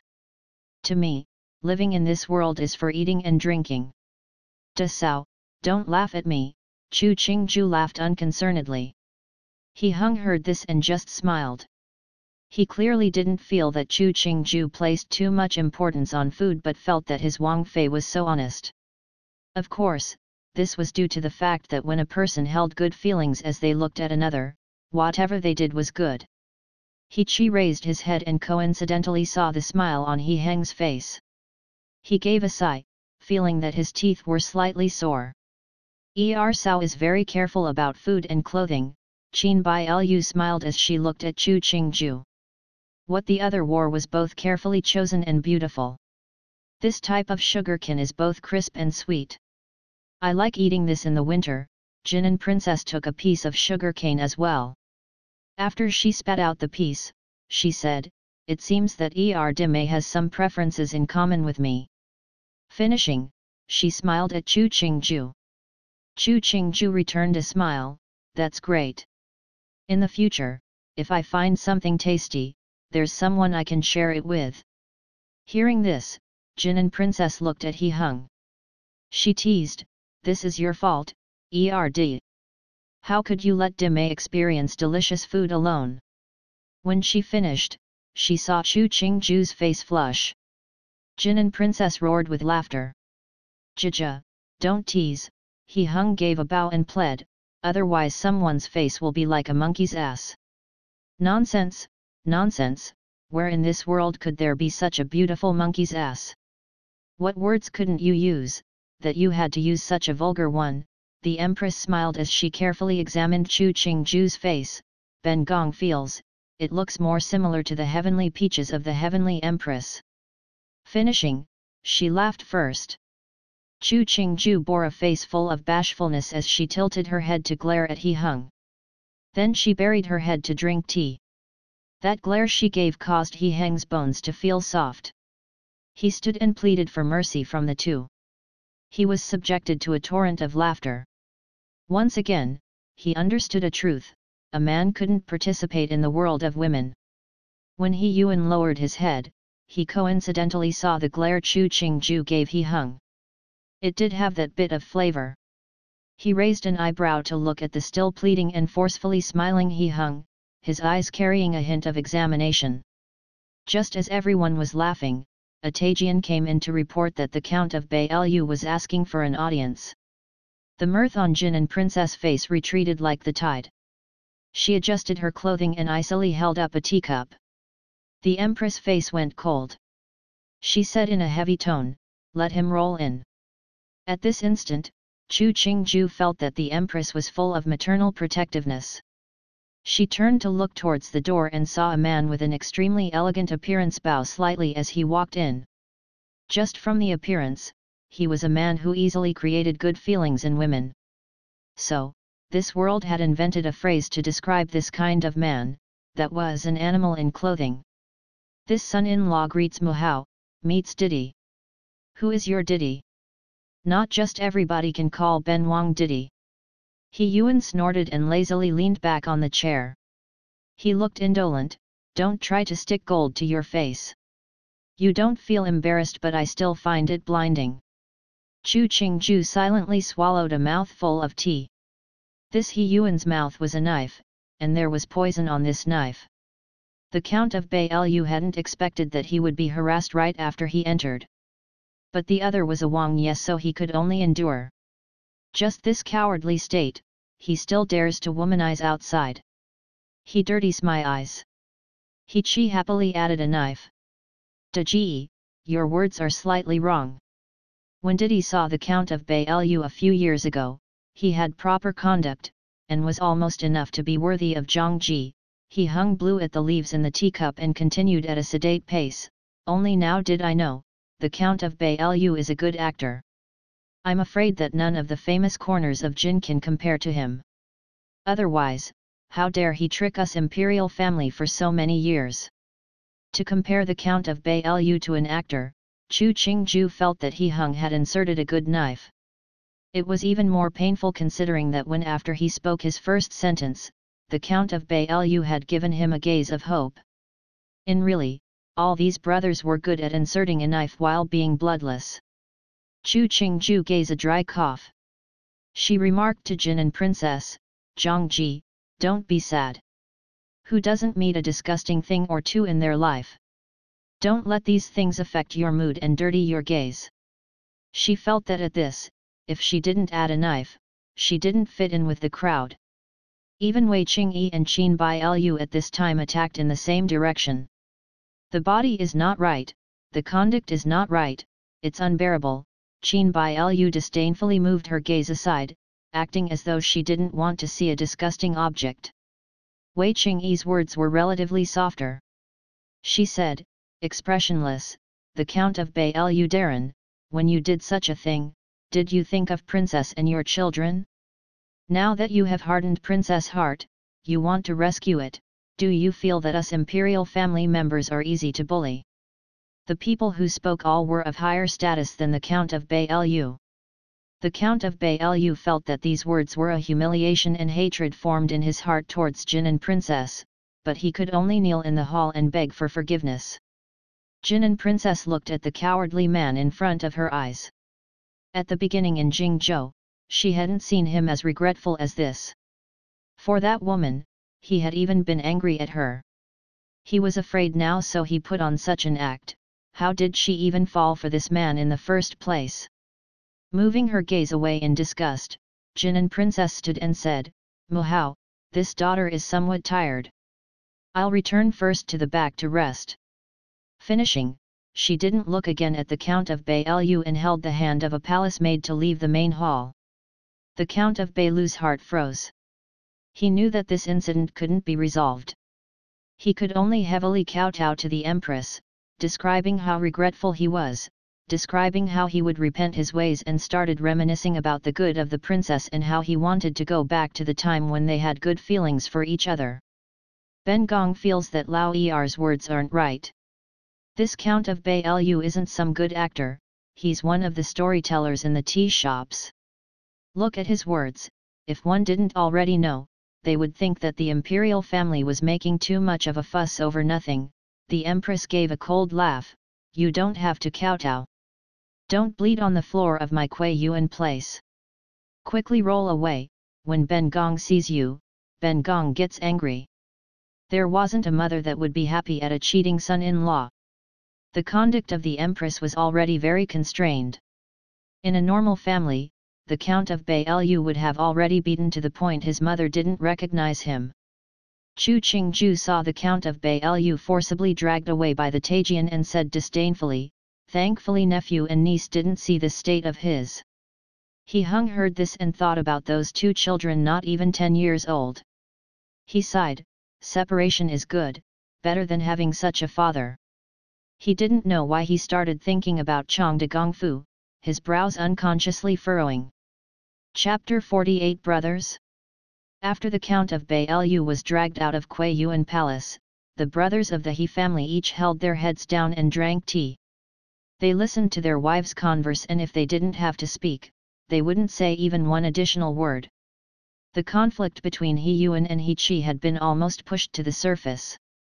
Recently, when Lao Si and Wei Wenguang were sent to Jiangnan to investigate the case, who knew that just a few days after they left Jing, they encountered an assassination attempt.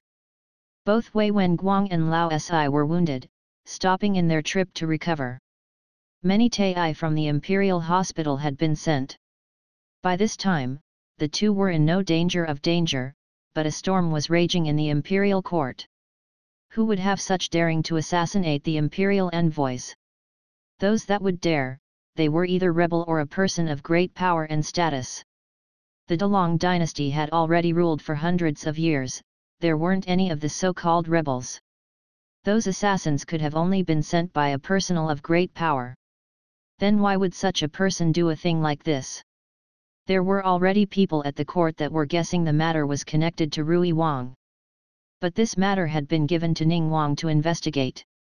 This time, Ning Wang's mouth was securely sealed, no news had been leaked. Rui Wang also didn't seem to be acting differently, so everyone then felt Rui Wang wouldn't have such daring to do it. That kind of conduct was almost akin to opposing the emperor. No matter how much Rui Wang was worried and how arrogant he wasn't outrageous to this step. The Empress was clear to the conflict between the three brothers. Seeing that it was almost the noon hour, she said, "It's so rare for you three brothers to gather together. Ben Gong is happy, let's go eat together." The three pairs followed the Empress to the table. A short while later, someone ushered the princess and the two children over. The elder child, He Cheng, was only 7 or 8. He wore a red cotton robe, a long life lock around his neck. He looked very adorable. The smaller was He Xian. She looked almost 5 years old, her eyes large. Her smile was very cute. The two children together felt very much like the golden boy and jade girl of legend. Greetings to Imperial Grandmother, greetings to Jeju and Jamu, the two children gave a proper bow. It could be seen that Jin and Princess had raised them well. Even Chu Qingju, who felt that little children were noisy, liked them. Cheng'er and Xian'er have grown so much. Wei Xian Qi, who had seen the two before, smiled as she gave the two a meeting gift. She remarked to Jin and Princess, "Last time when I saw these two, Xian'er wasn't walking. Now she has grown to be an intelligent girl." Jin and Princess gave a gentle smile, "Just a naughty child, she's not as good as you praise her to be." Chu Qingju had prepared a meeting gift very long ago. Hearing Jin and Princess say such a thing, she interjected, "Zhangji, you can't criticize those children this way, I like these two very much." Speaking, she waved her hand at the two children, "Cheng'er, Xian'er, come over for Jamu to take a look." He Cheng and He Xian obediently walked in front of Chu Qingju, carefully examining this Jamu. Her face becoming rosy red, He Xian timidly reached with a hand to pull on Chu Qingju's sleeve. "Nice to meet Jamu." "Nice to meet Xian'er." Chu Qingju bent to place He Xian onto her own knee.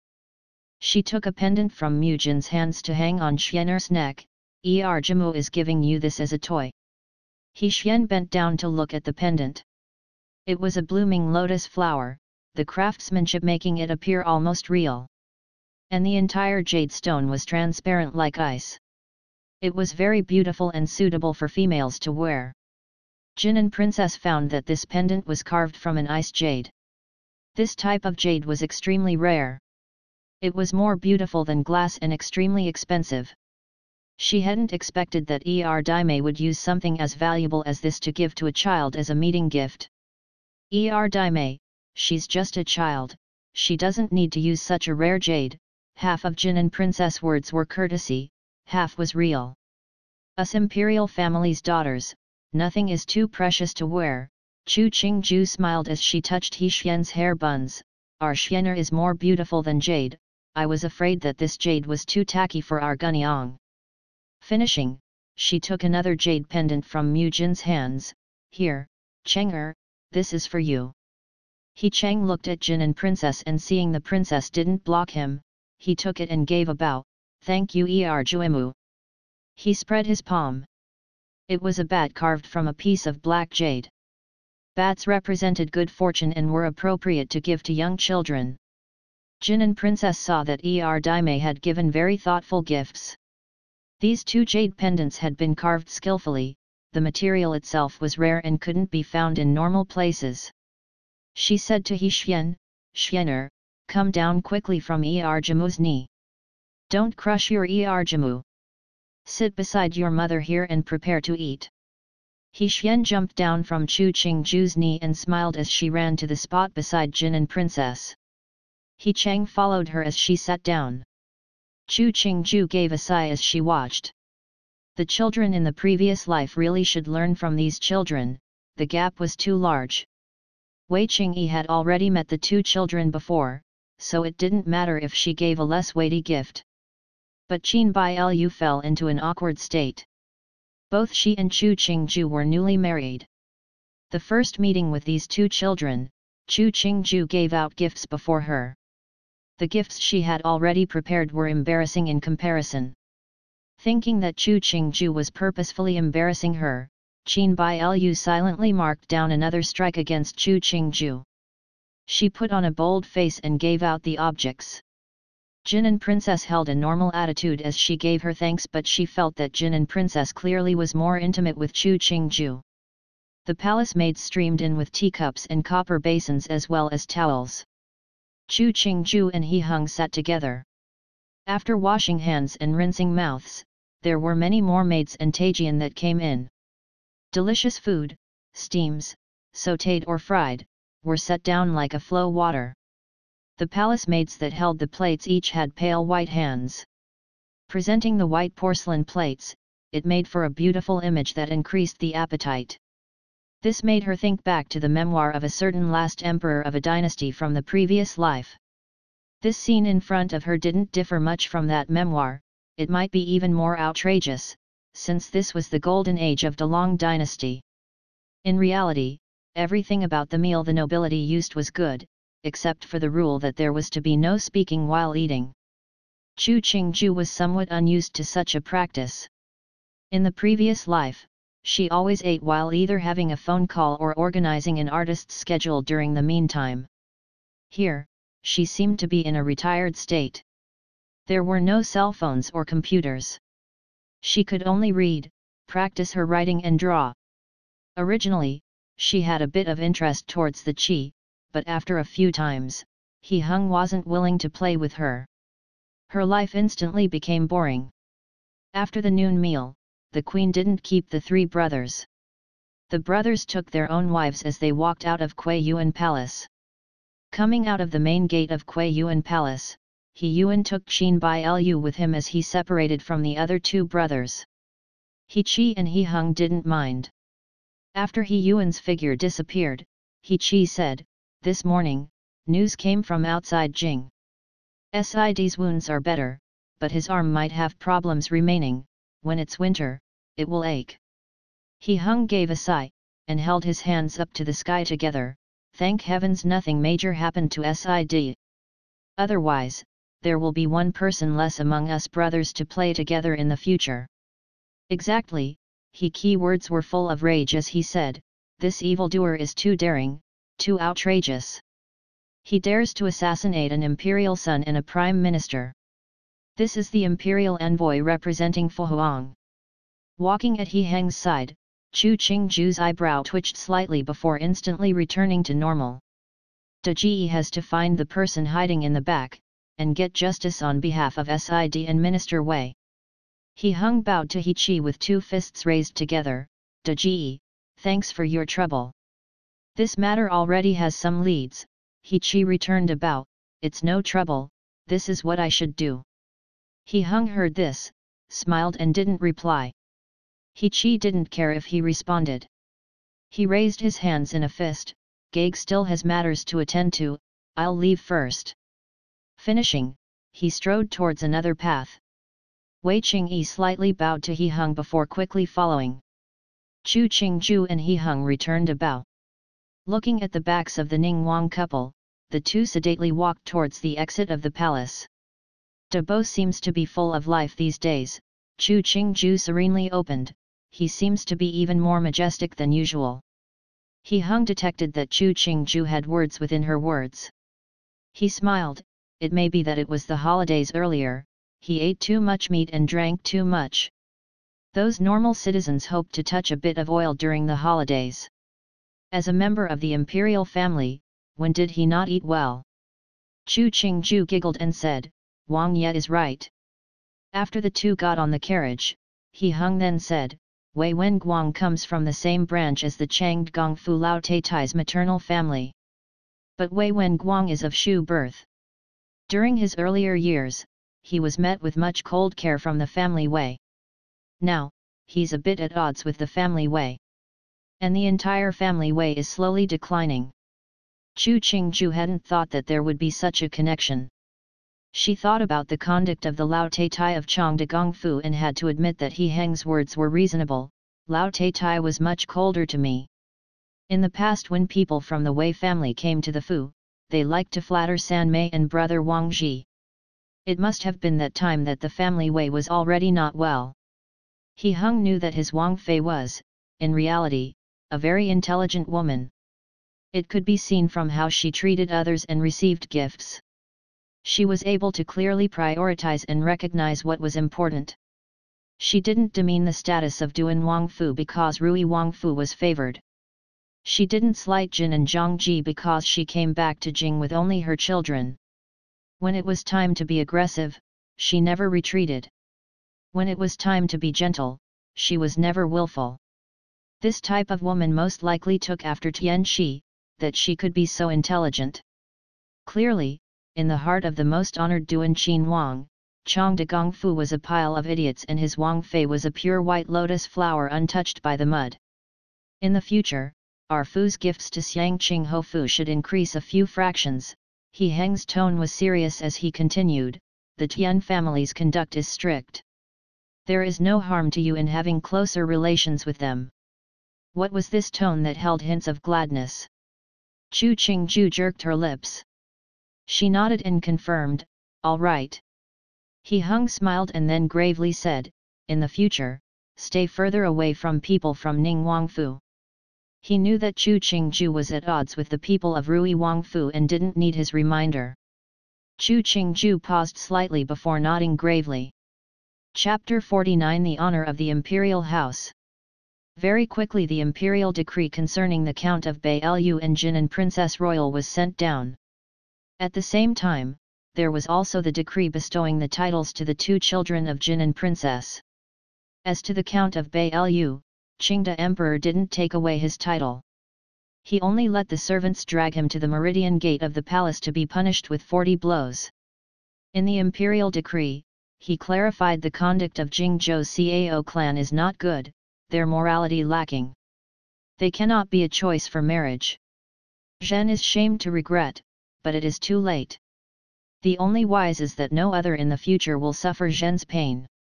This sounded like that the emperor was reflecting on himself, but in reality, it was saying, this entire Cao family isn't any good, their conduct and morals aren't good. Zhen was blind to marry his daughter to the Cao family. Hopefully, no other person will be blind and enter into marital relationships with the Cao family. This was actually the most vicious. The Cao family was a famous family in Jingzhou. There would have unmarried males and females in the clan. Once the emperor's decree came out, no one would dare make marital relations with the Cao family. Otherwise, wouldn't that be going against the emperor? This Count of Bailu doomed his entire clan. When Chu Qingju heard this decree, she suddenly understood, this was true imperial power. If the emperor said that the people of the Cao family weren't good, then it was that the members of the Cao family 100% had problems. Whoever dared to ask for mercy would be as lacking in morals and conduct as the members of the Cao family. How many innocent males and females of the Cao family would be affected, Chu Qingju didn't know, but she sympathized for them. She also felt that the conduct of the Count of Bailu was truly disgusting. When he returned to the clan, how much would the clan hate him? When He Hung came into the Zheng Yuan, he coincidentally saw Chu Qingju sitting in a daze. He walked behind her. What are you thinking with such focus about? About the members of the Cao family. She turned her head back to look at He Hung, not covering the truth, and how many people would be implicated with the Count of Bailu. These people are truly innocent, but who let them all have the same Cao name? He Hung understood that she was sympathizing with the innocent members of the Cao family, and explained, if only the Count of Bailu was punished, then where is the imperial house's dignity? Additionally, Fu Huang's actions are already light. 100 years earlier, an ancestor had a Fuma who took a key into the Fu and imprisoned the princess. In the end, his family was sentenced to execution. His relations within 5 clans were all demoted to Jianmin. Chu Qingju stopped in shock. If the cost was so high, why do such a thing? If the princess' conduct was lacking, then it was reasonable, but Jin and Princess raised a son and daughter and treated the Count of Bailu very well. To do what the Count of Bailu did, didn't he feel guilty? All right, don't think about such things. He Hung patted the back of her hand. He smiled and said, now it is already like this, you don't have to worry. In the future when you have the time, just visit the Princess Fu more often. Chu Qingju nodded, her face relaxing slightly. She looked at the condition of the sky outside. It was dark and likely to rain. The weather doesn't look good. The wind might start up. If you are going out, you have to wear more. Don't worry, there's Minghe and the others. He Hung waved his hand. I'll accompany you for the noon meal before going out. This afternoon, the Count of Bailu is leaving Jing. Us brothers have to at least bid him farewell. Hearing this, Chu Qingju silently lit a candle for the Count of Bailu inside. There were always people passing through the 4 main gates of Jing city. The city of Jing's prosperity caused many to come to Jing to make a living. There even were many foreigners that set down roots in Jing city to live. But at this time at the North Gate, not many people were passing through, only some of the public watching from far away. Count of Bailu is leaving so soon? Why don't you stay a few more days? Ben Wang and brothers hadn't even properly received you, you're in such a rush. He Qi looked at the Count of Bailu that knelt in front of him. He gave a hearty laugh and reached out to heavily pat on the Count of Bailu's shoulder. He watched as the Count of Bailu's originally pale face become even uglier. Look at the Count's white face. No wonder he could seduce those unclean and unknown women outside. Yuan sat on a tall white horse, staring from half-lidded eyes down at the Count of Bailu. Now you can go far away with that woman freely. Such a cause for celebration. Ben Wang will give his congratulations here. Come, present the gift that Ben Wang has prepared for the Count of Bailu's beloved. The Count of Bailu had been sentenced to a beating, and shivered as he knelt.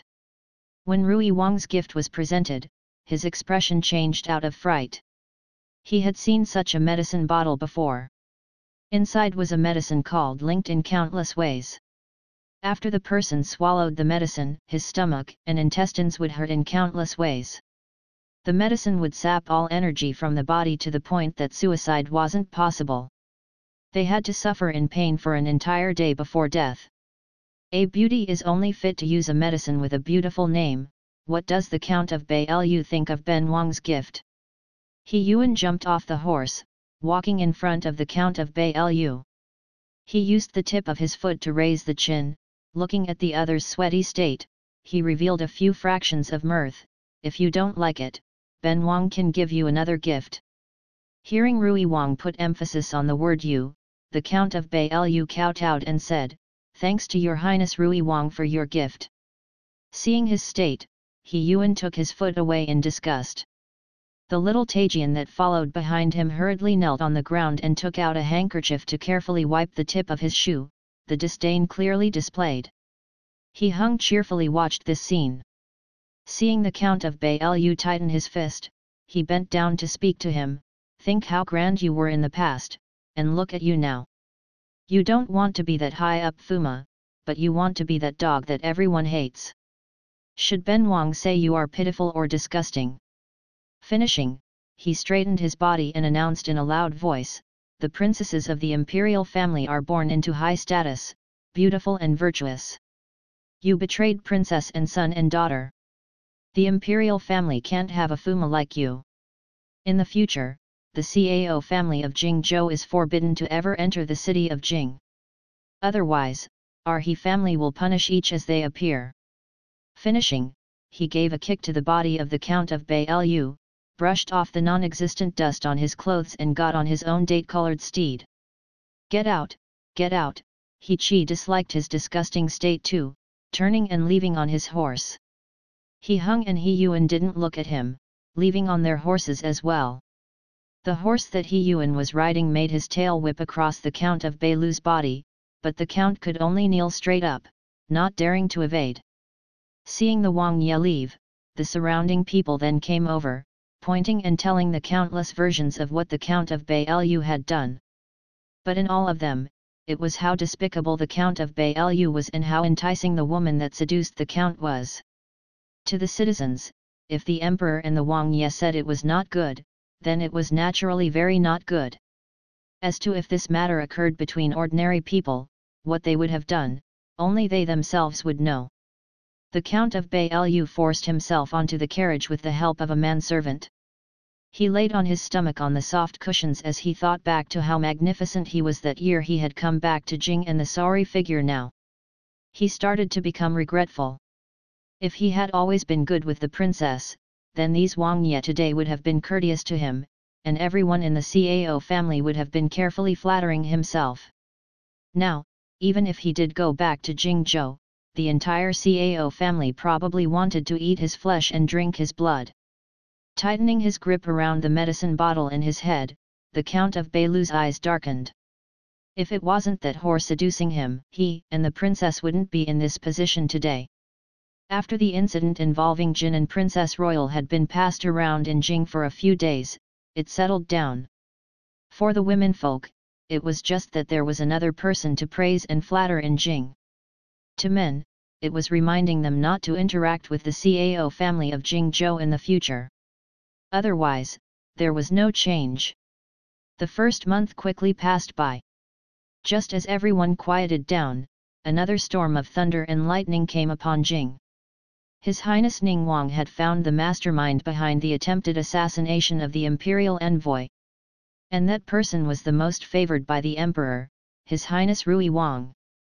His Highness Rui Wang's people tried to argue for Rui Wang, but Ningguang provided many pieces of evidence.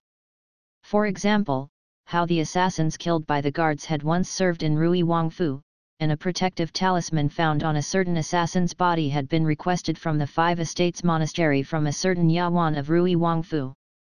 There were even witnesses who claimed that on the second day after Cheng Wang left the city, Rui Wang had secretly met with certain members of the group. After Qingde Emperor finished listening to the entire matter, he was so angry he couldn't speak a word. On the spot, he was so angry he spat out a mouth of blood and fainted. He was quickly sent back to Tianqi Palace under a crowd of people, the Tai on duty at the Imperial Hospital summoned. Because He Yuan couldn't come to court, the Emperor had regained consciousness when he had received the news. He wanted to leave the Fu to see the Emperor, but he found that the Imperial guards that he assumed he could casually order around suddenly became unmovable. The people inside couldn't go out, the people outside couldn't come in. He Yuan smashed a few more objects in frustration before he remembered his subordinate Gao Duo was coincidentally in the Fu and had a Taijian summon him. When Gao Duo rushed to the study, He Yuan's anger hadn't calmed. He pointed at Hao Duo and accused, "In the beginning, it was you who put out such a bad idea, now that it's like this, how is it possible to end it?" Gao Duo gave a proper greeting, his face not changing expression. He explained, "Wang Ye, this one didn't think that it would happen like this. And this one is suspicious, someone is purposefully framing you. Of course, Ben Wang also knows that someone is framing me, do I need you to tell me?" He Yuan pushed a brush stand onto the ground, "Killing brothers, if this kind of label comes down, Ben Wang is finished. Wang Ye naturally knows that there is someone framing you, but this one's meaning is, why is this person framing you, and who is the person framing you?" Gao Duo's tone became slightly deeper, "You are the most favored imperial son of the emperor. Naturally, others would be jealous. Only if you fall, will he then have a chance? He Qi, it must be him." He Yuan hatefully concluded, "This incident was investigated by him, he was more enthusiastic than anyone else. He dares to frame me." Gao Duo lowered his face and bowed to comment, "Wang Ye, this one thinks that this time, you have to let some blood out." He Yuan's eyes slightly changed. He thought for a beat before ordering, "Come, bring a cloth." Gao Duo smiled, "Wang Ye is wise and understands how to move the emperor's heart. This one will retreat first." He Yuan waved his hand, letting him know he could leave. Coming out of the study, Gao Duo ran his fingers through his beard, a smile appearing on his face. Inexpensive/lowly people/citizen. Jianmin is a social stratum below ordinary people. Chapter 50 Rumors. A letter personally written by Rui Wang in his own blood was quickly presented by Xu Guifei in front of Qingde Emperor. Xu Guifei knelt down in front of Qingde Emperor as she cried, her tears like the pear blossoms in the rain. Even though she didn't defend Rui Wang, her actions were already worth more than 1,000 words. The blood letter was almost completely splattered with bloody tears. Firstly, its contents showed his concern for Qingde Emperor's body, and secondly, it expressed his longing for the emperor. Because he couldn't leave the Fu, he could only kowtow in the direction of the palace. Thirdly, it defended him, proclaiming how innocent he was and that he was mistakenly accused by others. Lastly, it asked Qingde Emperor to protect his health and not suffer because of this unfilial son. When Qingde Emperor saw the dense mass of dark red characters on the snowy white cloth, his heart had already half softened. After reading the entire missive, he sighed and helped Xu Guifei up. He patted Shu Guifei's hand and comforted her. Zhen knows that Lao San was wronged. This matter, Zhen will have someone to take a closer look. Understanding the emperor's meaning, Shu Guifei tearfully replied, "Thank you, Emperor." Inside, she was a bit smug. For someone as devious as Jing Guifei, it didn't matter how many plots she had. As long as she was favored, no one would be able to shake her and her son's position. Around the same time at Zhongjing Palace, Jing Guifei watched coldly as Wei Xian Qi cried in front of her. Technically, Wei Xian Qi's husband was of the same branch as her and she should be courteous, but she really didn't like the petty-mindedness of Wei Xian Qi. She looked shrewd, but what she said was so idiotic that she felt nauseous upon hearing it. "Ran Zhuang has been sick these past days. I, as her mother, feel so terrible just seeing her. Niang Niang, what should we do?" Wei Xian Qi wiped away the scarce tears lingering at the corner of her eyes. She hesitated before asking, "Chen Fu heard that not many people are serving in His Highness Fu, why don't?" When she raised her head, she saw that Guifei Niang's eyes had gone cold and she swallowed the rest of her words. "If niece's body isn't good, Ben Gong will send a message for the Imperial Hospital to take a look. Girls should be pampered, the body cannot be harmed. Otherwise, it could affect the heir." Jing Guifei gave an aloof smile and turned to order the person beside her to send a message to the Imperial Hospital. Wei Xian Qi's face slightly changed. Seeing the palace maid walk out to summon the Tai, she gritted her teeth. Niang, our Ranchung is a good gunyang. Why doesn't she go to the Wang Fu to serve? It would help cement old ties." Jing Guifei raised her teacup to take a sip. After hearing Wei Xian Qi's words, she didn't fly into a rage. She drawled slowly, "Ran Zhuang is such a good girl. How can Tang Cao bear to part with her just to go serve Ben Gong's useless son? His Highness Duan Wang is of magnificent bearing.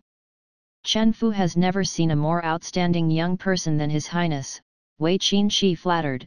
"To go into the Wang Fu to serve is our Yeta's great fortune. There's no such thing as bearing it." Jing Guifei knew that Wei Xian Qi was short-sighted, but she hadn't known that she could be this shameless. If Wei Ranzhuang got married, the husband and his family would treat her well because of her and hunger. Now, she was breaking her head trying to get into the Wang Fu, but hunger didn't have any interest in her. This was inviting humiliation upon herself. Furthermore, after this matter, the branch of her Tangxiang would only be the lesser maternal family of a Qi to Duan Wang Fu and not the elders.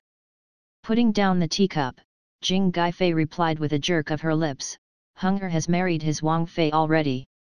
Wang Fei is virtuous and able, Ben Gong cannot allow Hunger to take a Qishi. Ben Gong will not participate in this kind of matter. If niece still wants to be a Qi, then Tang Cao should find Hunger to discuss it." She raised her hand in conclusion, "Ben Gong is tired and won't keep Tang Cao company." Wei Xian Qi could only stand and bow in farewell. Jing Guifei disdainfully looked on as she left, remarking in a light voice, "No wonder their branch had no achievements from the generation of grandfather onwards. What kind of brains do they have? If they request to see Ben Gong in the future, reject all of them." She, a respected and titled Guifei, didn't need to curry favor with a distantly related Tang Cao. Even her true Tang brother's wife was full of respect in front of her. This Wei Xian Qi was only married to the eldest grandson of her grandfather's brother. She wasn't anything. Did she think that because her branch was prosperous and well-mannered, they would also be soft and easygoing? To ask for such humiliation, it was disgusting. Because Wei Ranzhuang had this kind of mother, she wouldn't let her enter Duan Wang Fu. He Hung didn't know that others were thinking about him. Hearing that He Yuan had already sent a blood letter into the palace, he smoothed his chin as he opened the curtains of the sedan window. Looking at the bustling crowds, he gave a light laugh. He had already anticipated He Qi making his move against the imperial envoys. But he still had some decency and didn't let them seriously harm Lao Si. Now that the matter had grown in significance, He Qi wanted to take advantage of the situation to suppress Lao San. But he still had to consider Shu Guifei in the Hugong and whether Fu Huang was willing to let this charge fall on the head of Lao San. As expected, on the second day, Qin the Emperor expressed his doubt about the evidence He Qi had presented at the royal court. In his speech, he even expressed his suspicion that He Qi hadn't actually fulfilled his duties. Even though He Qi tried to explain further, ultimately he was ordered to continue investigating. He Hung stood at the side, looking at the humiliation and helplessness on He Qi's face as he knelt on the ground. He turned to glance at the others at court. These officials also had their faces facing the ground, but this time, they couldn't help but feel that Fu Huang was foolish as well. Just to protect Rui Wang, he deliberately censored Ning Wang. The wounds that the right minister Wei and Cheng Wang had received were for nothing. Thinking about the emperor's mediocrity and partialness, and the arrogance of Rui Wang, many of the senior officials present felt cold inside. The right minister Wei was one of the emperor's closest confidants and Cheng Wang was the emperor's youngest child. The two were wounded so seriously, but that didn't hold as much importance compared to Rui Wang's few words of complaint. If this continued, what would happen to the Dalong dynasty? Emperor, His Highness Rui Wang is the most suspicious person in this matter. Please, Emperor, temporarily imprison Rui Wang until the matter has been investigated thoroughly before making a decision.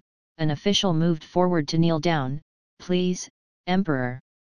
Enough, Zhen has already made a decision on this matter. There's no need to speak anymore, Qingde Emperor raged. Get out. Emperor, have you already forgotten Imperial censor Zhao who had died running into a pillar? The official kowtowed and asked, if this matter has no connection with His Highness Rui Wang, who else would try to assassinate the Imperial envoy? This official postulates that perhaps Rui Wang had a guilty conscience, and in order to stop the envoys from investigating, committed such an act. But thankfully, Right Minister Wei and His Highness Cheng Wang were not mortally wounded and His Highness Rui Wang did not make a great mistake. Was this how Rui Wang's crime would be resolved? He Hung lowered his head to look at the official. He wasn't an essential official of the royal court. His forehead was beaded with sweat and he looked nervous. He couldn't help but look at the still kneeling He Qi. This person was one of Lao Da's?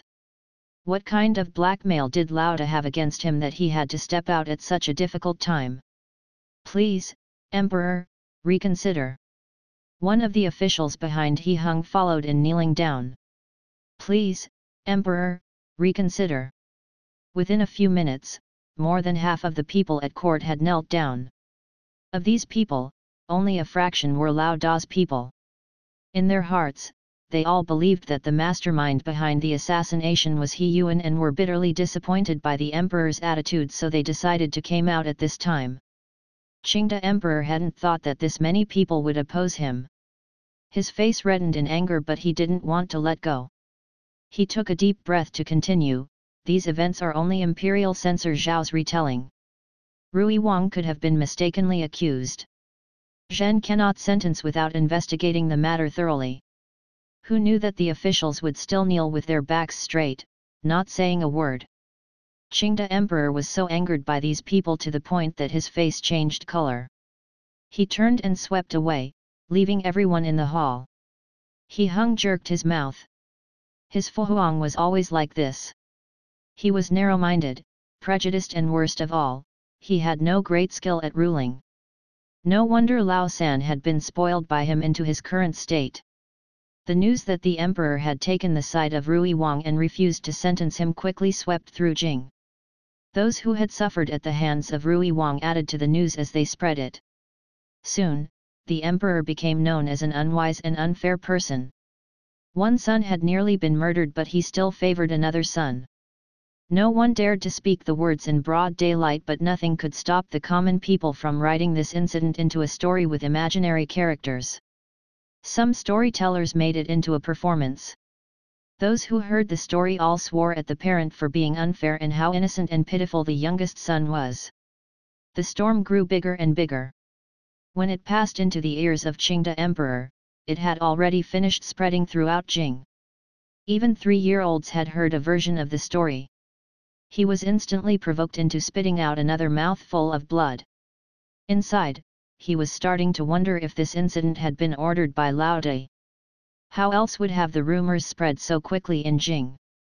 He couldn't scold his son at the moment, so Qingde Emperor summoned the commander of the Imperial Guards to scold instead and ordered him to imprison those who were spreading the rumors. The commander of the Imperial Guard came out of the Imperial study with a distraught face. Right now, the incident had already spread and yet the Emperor had sent down an order to catch the people. Wasn't this pouring oil on top of the fire? But since the Emperor gave him an order, he had to do it even if he didn't want to. He felt his head grow 2 sizes bigger just thinking about it. Coming out of the palace gate, he happened to see Duan Wang preparing to enter his carriage. Instantly, his eyes lit up. He strode forward with large steps and performed a greeting, intoning, "Wei Chen greets your highness Duan Wang." He turned his head. Seeing the commander of the Imperial Guard's Sun Bohai, he stopped and replied, "Commander Sunday." Sun Bohai didn't waste any time on pleasantries, stating, "The Emperor has ordered Wei Chen to manage the rumors in Jing and those who spread the rumors will be imprisoned in jail. But Wei Chen is afraid of not satisfactorily fulfilling the order. Could Wang Ye give Wei Chen a suggestion? How about first sending down the order, clearly stating that these people are not allowed to spread rumors? If they are found, they will be sent to jail." Ben Wang heard that the rumors at Niu Wei Street were the most extensive. Commander Sun could send someone there to take a look. He gave a faint smile as he concluded, Ben Wang still has other matters to attend to and will leave first. Great thanks to Wang Ye for such a clever plan. Respectful farewell, Wang Ye. Commander Sun watched as Duan Wang Fu's carriage travel far away, releasing a breath inside. The Niu Wei Street that Duan Wang had mentioned was the gathering place for local bullies and hoodlums. It wasn't really unjust to send those people to jail. He could also report to the Emperor about the completion of his duties. He returned to the Wang Fu and found that a slightly above average carriage had been parked outside the gates of the Wang Fu. He raised an eyebrow and asked the gatekeeper, "People came to the Fu?" "Wang Ye, it's Wei Furan and Wei Xiaja. Wang Fei is receiving the two." The gatekeeper replied in a small voice.